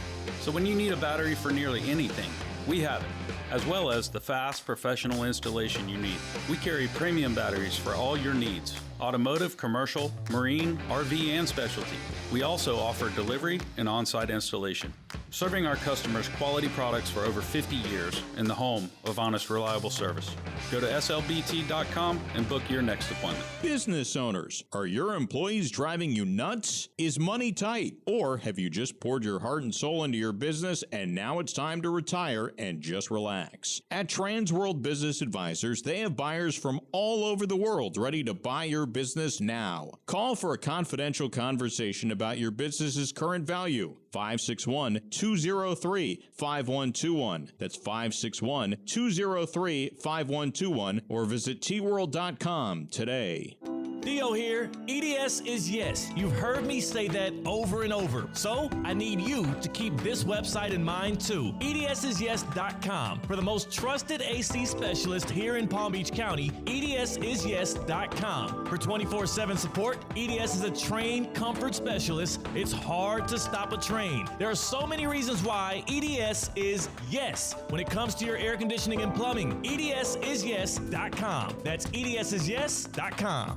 Champions are crowned on ESPN 106.3. Monday night at 7:30, it's the College Football National Championship. Ohio State takes on Notre Dame. Two of the biggest brands in college football battle for the right to call themselves national champions. There's only one place in the Palm Beaches and the Treasure Coast to hear every snap. ESPN 106.3. Monday night, pregame coverage begins at 6:30. Presented by South Florida Ford, Twin Peaks, Bradley Heating and Air Conditioning, and the Boca Raton Bowl. I'm Ellie Anajar of Anajar and Levine. Injured in a car crash? Never rush to settle with insurance companies, and never settle for just any attorney. Demand Anajar and Levine. Our experienced legal team will fight to win you the maximum compensation you deserve. Call me, Ellie Anajar, for a free consultation and take back control of your life. Call 1-800-747-FREE. That's 1-800-747-3733. In office, West Palm Beach. The Business Development Board of Palm Beach County invites you and your company to participate in the BDB Claim Your Future Showcase on January 30th from 9 a.m. to 2 p.m. at the Palm Beach County Convention Center. Each year, the BDB collaborates with local businesses, organizations, and universities to showcase various opportunities for the future workforce in Palm Beach County. To attend this event or to become an exhibitor, please visit www.bdb.org.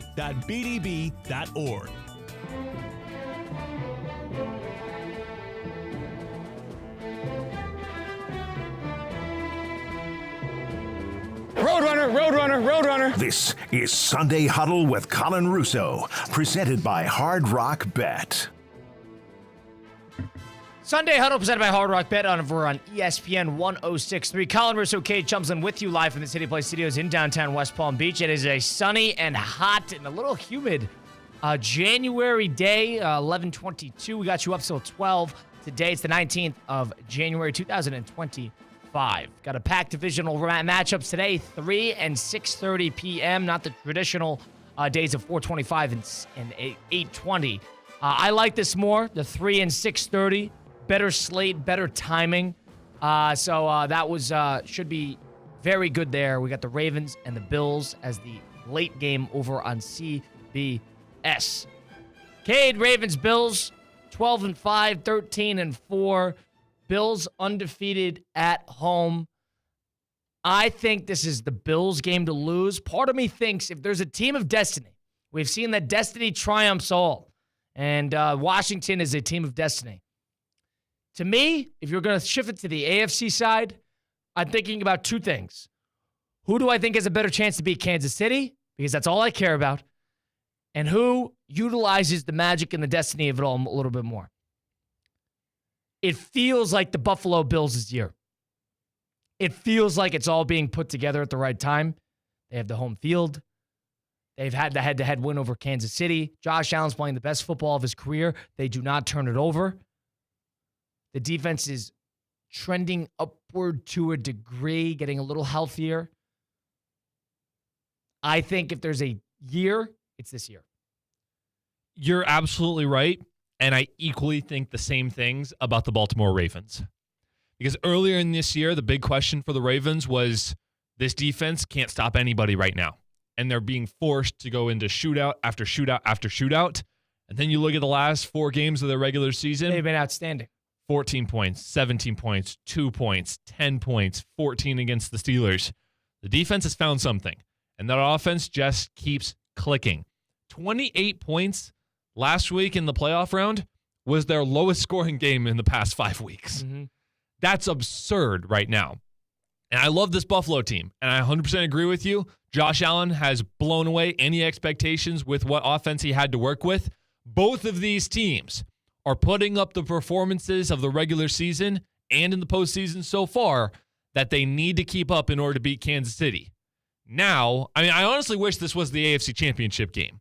Because this feels like whoever wins this game has had the best resume and the best dominance to go to the Super Bowl. Who's had more? Who's going to utilize more destiny in this one? 2 28-year-old quarterbacks who came out in the same draft class, who are both quarterbacks who are probably a little undervalued in the draft processes, who has had their ups, have their downs, haven't had marquee playoff victories, and are looking to get through to the big one eventually. And they want their lick at the big guy, and that's Kansas City. And they're going to have to go through one or the other in order to accomplish that. So, yeah, there's a lot of storyline and intrigue in terms of legacy, in terms of Lamar's legacy, in terms of Allen's legacy. Will Allen be known as the postseason performer? And will Lamar be known as the regular season performer? Will Lamar elevate himself into an all-time great with some elite playoff performances? He hasn't really had that yet. Now, Josh Allen doesn't have the hardware, but he has had excellent postseason and regular season performances. Josh Allen needs to get the next step to cement himself in history. Lamar has the regular season success. Lamar has to prove himself in the postseason. Allen, in a way, doesn't need to prove himself as much in the postseason because of how outstanding he has been in the postseason. Allen is one of the better postseason players we have seen. He just has run into Kansas City time and time again. You can't keep running into Kansas City and a Team of Destiny 1 meets Team of Destiny 2, and Team of Destiny 2 has a little bit more magic. That's Kansas City. But, to your point, first team in NFL history to surpass 4,000 yards passing and 3,000 yards rushing. That's the Baltimore Ravens. Derrick Henry added that second fiddle to an offense that probably needed a little bit more punch. Take the game out of Lamar's hands every single play. And a defense that needed to do some soul searching on the early part of the year after losing the most of their defensive staff, but has really started to trend upward here. And now you got two teams that are both tough outs in Buffalo's building. It's going to be a game. This is a game of legacy. You Again, think so? I'm being hyperbolic today, but this is a game of legacy. See, I thought about, so if you go onto our YouTube stream, also apologies for the weird camera glitching right now. I have no idea where that came from. But if you go onto our YouTube stream right now, I wanted to title this week's episode something to do with a legacy-changing weekend. But to be honest, there's no world where I don't see these quarterbacks in this exact same spot next year. This is a quarterback duo and trio, if you include Mahomes, that I see for at least the next 5 years in the divisional round of the playoffs, plus whoever you want to put in the fourth team. So this is a amazing legacy-defining year for one of these quarterbacks, but I don't think it takes away from the legacy of whoever loses this game. If you win, it elevates you, but I don't want to say that it degrades you if you lose this game because you're going against another absolute standout. Jared Goff's legacy got hurt last night losing to the Washington Commanders. I don't think you're losing a legacy if you lose today to Josh Allen or Lamar Jackson. Now, one thing that needs to be said is Derrick Henry is 31 years old. Now, he is not aged like a normal person in the NFL, and he seemingly gets better as the year goes along, but he is 31 years old. And that he's not going to be around there forever. So there's something to be said there. And on another side of things, you're right. If we had to put money down somewhere, Ravens would probably be somewhere in the mix. So would the Bills. But Chiefs are already locked in. You're going to Arrowhead. You're going to have to beat them in Kansas City. You're holding them back from a three-peat. You are what stands in their way. One of you two. If there is a legacy-defining year, it's this one. If there's an opportunity to cement yourself, it's this year. 28 years old, you're probably in your athletic prime. You're healthy. Teams are clicking. Both teams are good. And you get your crack at the big guy. You get your crack at Mahomes. This is the year. I'm not saying that more years won't come about in the future, but this is the year. Because you're both firing at your best right now. What determines great versus very good? How good were you when both of you were great? Were you better when both of you were great? Brady was better than the rest when both him and Roethlisberger and Rivers, Rodgers were great. That determines a lot in legacy. Who is better when you're both great? Healthy, firing, good offenses, coaching staffs are good. This is it. Let's be hyperbolic. Let's exaggerate. Let's add some pizzazz to this. This is a huge game. This is a huge game. Lamar loses this one. Falls to what, 3-6, 3-5 in the postseason? 3 MVPs, 3-5 in the postseason at 29 years old. Some conversations are going to need to be had. You got to win a big one eventually. You need a career-defining game. Baltimore hasn't had that. Baltimore can start that with today. Now on the Bills side, another team doesn't necessarily have a postseason-defining game. This one and the next one are as good of an opportunity as you will ever get in your careers. How's that for setting a scene? We'll see. We'll see. And I think it's going to be determined on which quarterback plays better. Which quarterback will put together a better late game performance comparatively. I think that will be the determining factor in this game. And we know that both quarterbacks can do it. It's which quarterback will do it. You're going to get your 250 to 300 yards passing regardless, but who's going to be that extra step? Who's going to get the 100 yards rushing and a touchdown on the ground? Who's going to have that crucial 3rd and 8 pickup late in the game? Can't you see this as like that? Who's not going to turn the ball over? Can't you see this as like that 2022 Bills-Chiefs game, 42-36, need something at the late game moments, shootout, blow for blow, who's got the ball last drive? Maybe. One mistake is going to define this game. One mistake. So which quarterback or which offense is going to blink first? Will the weather be that much of a factor? Does the weather favor Buffalo or Baltimore? Both are used to playing in cold environments, but snowy environments are a little different. I know the forecast is not necessarily set, but it's going to be freezing in Buffalo. So, who does that favor? I think this will be the first team to blink. It's going to be cloudy and about 10 degrees all day in Buffalo. First to blink. Best performance out of the quarterback will probably take this one. You've been hearing it all week about Allen versus Lamar. It is. It's true. It's a legacy-defining game. You want your crack at the big guy? Go through the other one and stamp your footprint in NFL history. How's that? I like this. Because both these guys are Hall of Fame talents, but there's a difference between the Bradys of the world and the Roethlisbergers of the world, the guys who won big games, and the Phillip Riverses of the world, and the Drew Breeses of the world.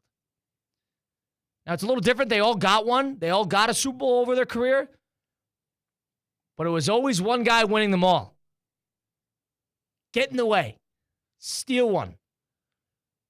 Steal one. To pull things away from the game real quick. So I love how much you're making this like a moment in sports history right now with all this legacy talk and the history of the NFL between these two quarterbacks.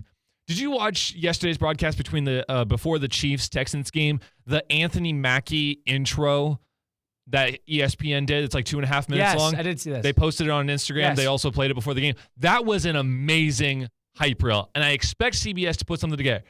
If Morgan Freeman is not narrating this, I'm going to be disappointed. Right. Doesn't he seem like the guy to set this stage today?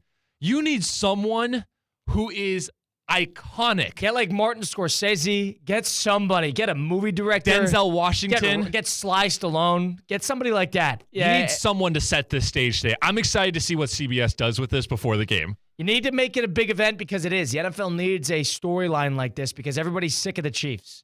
You lose the Lions, everybody's sick of the Chiefs. I think people are a little sick of the Eagles too. But everybody is waiting for the Chiefs to lose. Who will give the Chiefs a better fight?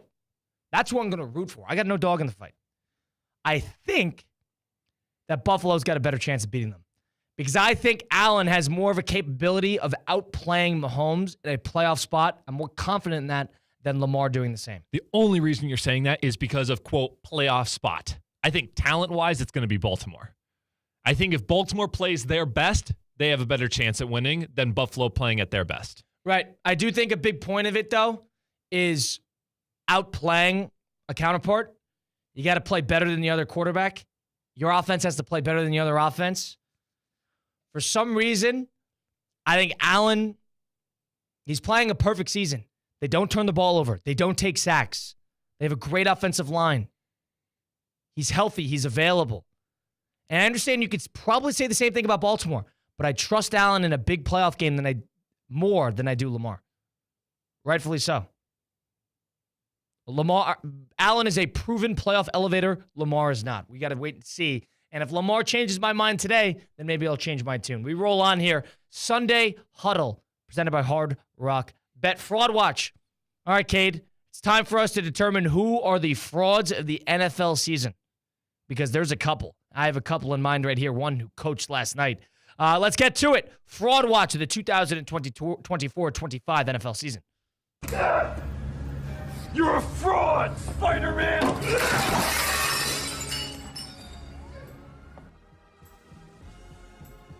Fraud Watch on Sunday Huddle, presented by Hard Rock Bet over on ESPN 106.3. Kate and I are going to go back and forth, give somebody who was a little bit on Fraud Watch this year in terms of what we have seen.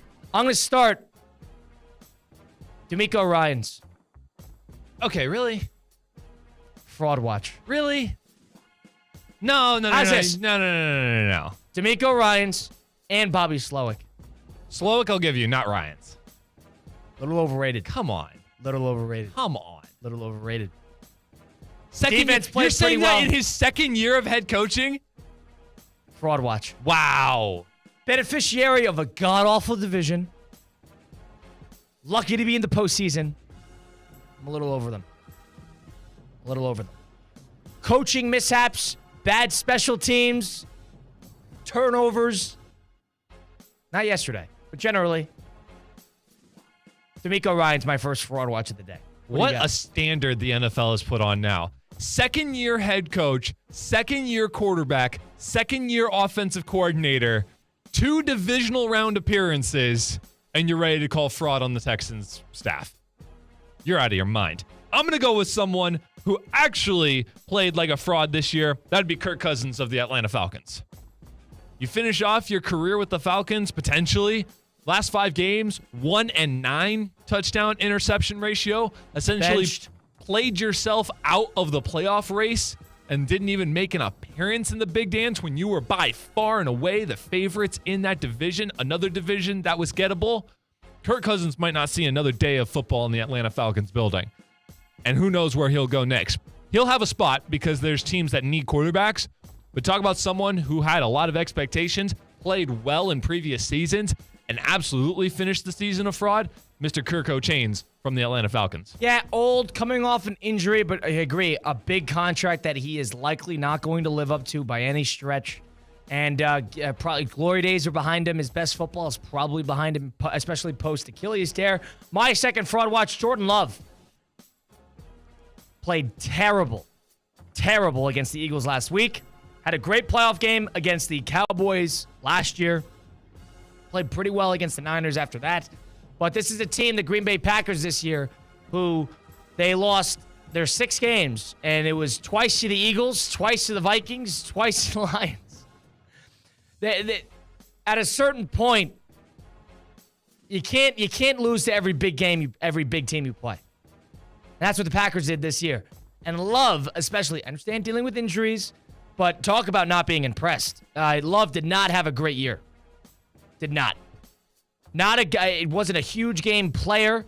Cleaned it up towards the second half of the season, but had a bad start. He was 3 interceptions last week. Had an up and down regular season. 14 interceptions this year in totality. Not a difference maker. He is closer to me to somebody like Hurts than he is somebody like Josh Allen. Maybe that's where he should be. Maybe that's where he's staying steady. But he is a complimentary quarterback. He's not a ceiling buster quarterback. He is not Aaron Rodgers. He is Jalen Hurts. You get a good offense around him. You let him complement the offense, not drive the offense. I think he's probably a little better suited. Now, he's young, 2 years starting, but he's 5 years in the NFL. I think Jordan Love might be a little on Fraud Watch. Cade? Definitely could be. I think still, again, you're going with guys that are so early. Now I'm about early, but he's been in the league for 5 years. At a certain point, that's true. Something's going to need to give. That's true. I'm also going to be a little bit of a hypocrite and go with a young man myself. I'm going to go with running back Breece Hall from the New York Jets. Wow. Talk about a guy that I expected to take a a good load of this offense. And man, was he disappointing. Under 1,000 yards, 876 yards, 5 touchdowns. On a Nathaniel Hackett team that has done well with running backs in the past, i.e. Aaron Jones. Now, one thing I'll say about running backs, too, is I think running backs is a complementary position. It's great to have a good running back on a good team. It doesn't really help you to have a good running back on a bad team. Do you agree with this? True. Saquon Barkley leaves the Giants and elevates an already good team in the Eagles. But Saquon Barkley would put up numbers and score touchdowns with the Giants. Not saying he's to the likes of that. I understand. But I'm just saying Josh Jacobs goes to an already good team and makes them better, has a great year himself. Derrick Henry goes to a great team already and makes that team better. It's a complementary position where it's a luxury to have a good running back on a good team. But a good running back on a bad team, it's easy for them to fall through the cracks. That's what happened to Hall. Josh Jacobs was the number 1 running back last year with the Las Vegas Raiders. Right. Bad team. Saquon Barkley was the number 1 running back with the New York Giants. My point is Brees Hall they don't was impact supposed winning. to be that guy. They haven't impacted winning. What different? Those are meaningless statistics for teams that won 4 games. It's meaningless statistics. It's a complementary position. It's a luxury. I'm not necessarily saying that they were helping their teams win. But when you're talking about, we had a fantasy football segment on this show. You expect guys to perform the way they're supposed to and to somewhat alleviate the pressure on their quarterbacks. You talk about those other guys. Gardner Minshew, the quarterback of the Las Vegas Raiders. Now, I know he wasn't with Josh Jacobs. Derek Carr was not a trendsetter. Daniel Jones, not a trendsetter. Aaron Rodgers was supposed to be a trendsetter. Now, I know he also played poorly. We talk about a Brees Hall who was supposed to be the second best running back in football this year, according to a lot of both NFL and ESPN analysts. Brees Hall definitely disappointed me. This also could just be spite because I had him on all 3 of my fantasy leagues this year. Yeah, right. I think Rodgers does get a little bit of a bad rap. Coming off an Achilles tear, the season went poorly. That's apparent. Rodgers had his ups and downs apparent. The offense went stagnant a lot of times, but I don't think he has had as bad. He could play another year. He could start another year for that team in my book, especially towards the end of the year. Played well against Jacksonville. I understand it's a bad game, but I mean, played well against Miami. Played well against the Rams a little bit, a couple drives here and there. Had an opportunity to win the game, didn't. But the way I look at it is, you're right. That team, I think utterly, the big umbrella above them just completely collapsed and everything got sucked in. It was a big vortex, that Jet team. Brees Hall got sucked in. Garrett Wilson got sucked in. Everybody just had a terrible, terrible year for what the expectations were. Not from what we've seen, but what from the expectations were. But you're out on Brees Hall. Oh, did he lose you a couple fantasy leagues? Oh, yes. Not even close. You were never were you in the running? Yes. Oh, wow. So it would have been nice to have Yes. You give me a running back who can It would have been nice to have a difference-making running back, huh? Yeah, he was the first overall pick for me. I think I was the number 2 overall pick in one of my leagues that I was in the quarterfinals for with a chance and had to be putting Brees Hall on my bench. That's embarrassing. That was our Fraud Watch over on Sunday Huddle presented by Hard Rock Bit. Maybe we'll have one more coming up back on the flip side. We got to blitz the book next. Make some picks against the spread. We'll tell you what our best plays are. We'll do the national championship tomorrow, too, because we have no local programming tomorrow on ESPN 106.3. We'll do that next. Stick around for it. Sunday Huddle presented by Hard Rock Bet on ESPN 106.3. Live from the Anajar and Levine Accident Attorney Studios. Anajar and Levine Accident Attorneys. Call 1-800-747-FREE. This is ESPN 106.3. Hey, it's Evan Cohen from Unsportsmanlike. Now, I know you're already listening to ESPN 106.3, so telling you to keep doing exactly what you're already doing right now is, well, kind of like telling a Dolphins fan to expect heartbreak. You already know. But just in case, let me remind you, you love this. You're addicted to my voice. And with more hot takes, more local shows, and probably more of me saying things that'll make you yell at the radio, you're in the right place. So keep doing what you're doing. Stay right here, and let's pretend I convinced you to do it. The South Florida Fair is open. 17 days of entertainment, including the thrilling Royal Spectacular Show, live music, a new Adventureland, and farm animals in the Kubota Ag Zone, a historic village, and of course, rides, games, and delicious fair food. Check all the activities and entertainment schedule online at southfloridafair.com or download the Fair app. Now through February 2nd in West Palm Beach. If you are buying a new home in Palm Beach County, whether it's your first time or you're upgrading or downsizing, the clerk's office is the services you need to help protect your investment. Sign up for our Property Fraud Alert program, offering free monitoring of Palm Beach County's official records. You will get an alert if a document, such as a deed or mortgage, is recorded using your name or address. For more information, head to our website at mypalmbeachclerk.com/homeowners. Congratulations on your new home. We are always here to help. Now at DQ Grill and Chill, enjoy $7 meal deals. The 3-piece chicken strip meal deal and the original cheeseburger meal deal. Both come with fries, a 21-ounce drink, and a sundae. Sweeten the deal and upgrade to a small Blizzard treat for just $2 extra. Get more for less at DQ Grill and Chill with the $7 chicken strip meal deal and $7 original cheeseburger meal deal. DQ Grill and Chill with 2 locations, 4828 Lake Worth Road and US 1 just south of North Lake. Hi, it's Evan Cohen from Unsportsmanlike. Tomorrow, it all comes down to this: the College Football National Championship, live from Atlanta. Notre Dame and Ohio State. Coverage begins at 6:30 on ESPN 106.3, where champions are crowned. Is racking up tens of thousands of dollars in student loan debt really worth the 4-year degree? Not a lot of people think so anymore. A recent Wall Street Journal poll found that 56% of us believe that a skills-based education, that's a smarter investment than a 4-year degree. So why waste that time and money when there's an alternative right here in North Palm Beach that teaches the skills that people can actually use in today's world, and you can get those skills in just months, not years.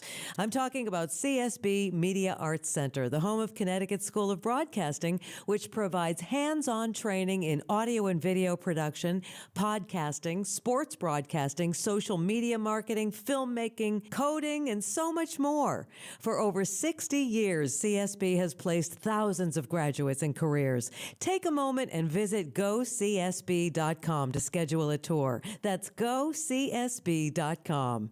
Imagine a place where it's always sunny, drinks are ice cold, and the food's bursting with flavor. Welcome to Hurricane Grill and Wings. Today's forecast: crispy wings, big burgers, and seafood tacos that are even better with Pepsi. Escape from the ordinary. Visit hurricanewings.com to find a restaurant nearest you. The Business Development Board of Palm Beach County invites you and your company to participate in the BDB Claim Your Future Showcase on January 30th from 9 a.m. to 2 p.m. at the Palm Beach County Convention Center. Each year, the BDB collaborates with local businesses, organizations, and universities to showcase various opportunities for the future workforce in Palm Beach County. To attend this event or to become an exhibitor, please visit www.bdb.org.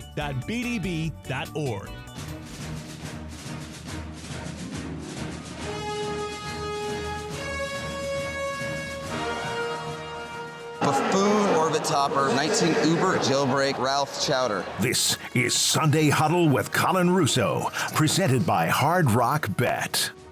It's time to admit that Jaden Daniels and this rookie campaign that we are seeing has, at the quarterback position at least, the most impressive that we have seen in the history of the NFL. I'm ready to declare it. I'm ready to declare it. 2 playoff wins, both on the road. There is not a more impressive rookie quarterback in the NFL that we have seen. Rookie, totally? Definitely not. Lawrence Taylor won MVP his rookie year. No, not him.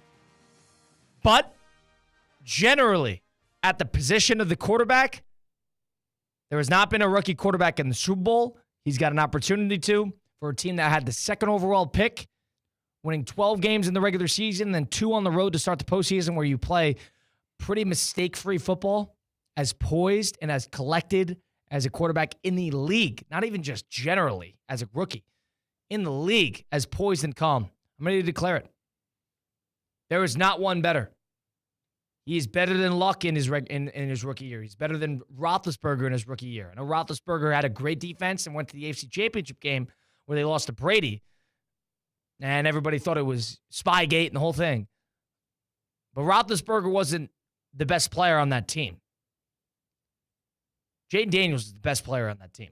Kate Chums and Colin Russo with you on Sunday Huddle, presented by Hard Rock Bet over in the City Play Studios in downtown West Palm Beach. The 19th of January, closing out the program in a divisional edition. We got to make some picks against the spread. It's time for us to Blitz the Book, presented by Hard Rock Bet.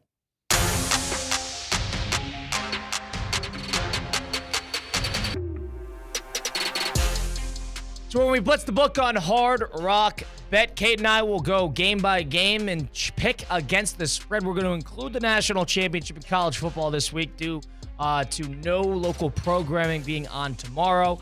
So we'll do that. Cade, you have our records for us, do you? Yes, I do. Because we've done this throughout the season. All yes, right? we have. We doubled everything up last week, so we went 2-2 apiece between the two of us. So the difference between the two of us is still, I'm at 112, you're at 107, so 5-point difference right there. But I did hit my parlay last week. You did not, and because we doubled them up, I'm technically 7 good parlays. You're only good 6. So you were up by 1. You leapfrogged, yes. I did. You were up by 1, and then we doubled everything up. Mine went, yours didn't. So now I've got the 1-point lead headed into the divisional round. Absolutely. Alrighty. 2 games today and a game tomorrow. We'll start in Philadelphia. The line has shifted. Philadelphia -7. More money's on the Eagles now. Cade, what are you taking this one? Interesting turn of events. A lot of money on the Eagles. I'm still going with the Rams to make it close. Not saying they're going to win it, but I think this will be a 1-score ball game. I think the Rams are also going to keep it close. It is supposed to snow in Philadelphia. So you're going to get a weather game. How that impacts the Rams, I think, will be apparent pretty early on. Maybe it favors the Eagles in a sense of a muddied up, rainy/freezing rain snow ball game. Maybe favors that run game. But I think the Rams are going to play with a chip on their shoulder here. Play spoiler. They're going to be a little tense if you keep it close. I like the Rams as well.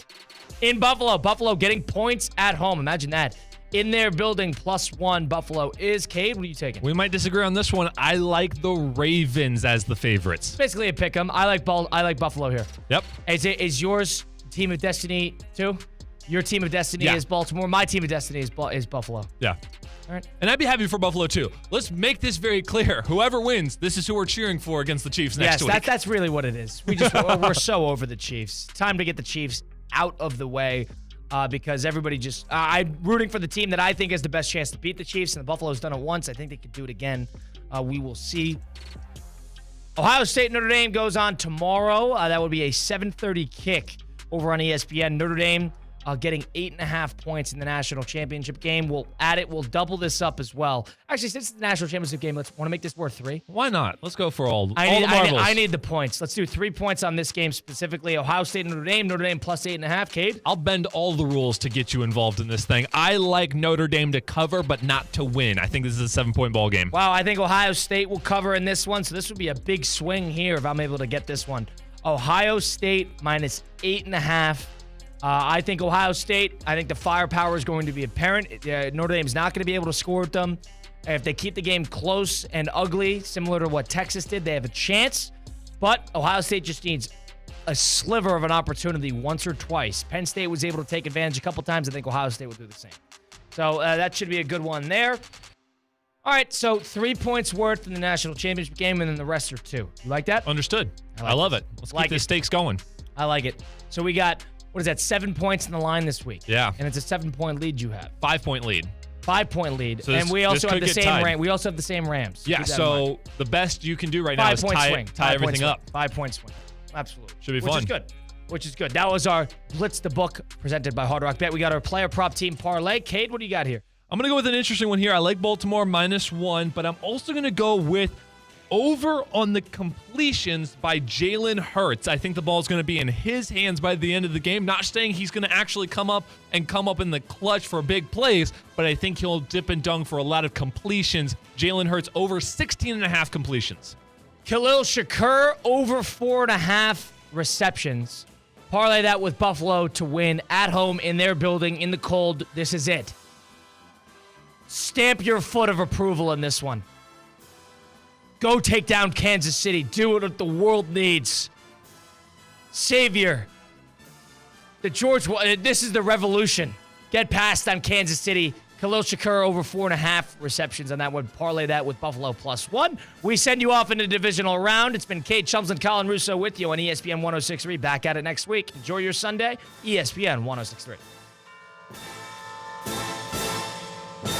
The preceding program was paid for in full by Hard Rock Bet. Advice and opinions expressed during this program were solely those of the guests or hosts of this program and not of ESPN 106.3 or Good Karma Brands. Theo here. EDS is yes. You've heard me say that over and over. So I need you to keep this website in mind too. EDSIsYes.com. For the most trusted AC specialist here in Palm Beach County, EDSIsYes.com. For 24/7 support, EDS is a trained comfort specialist. It's hard to stop a train. There are so many reasons why EDS is yes when it comes to your air conditioning and plumbing. EDSIsYes.com. That's EDSIsYes.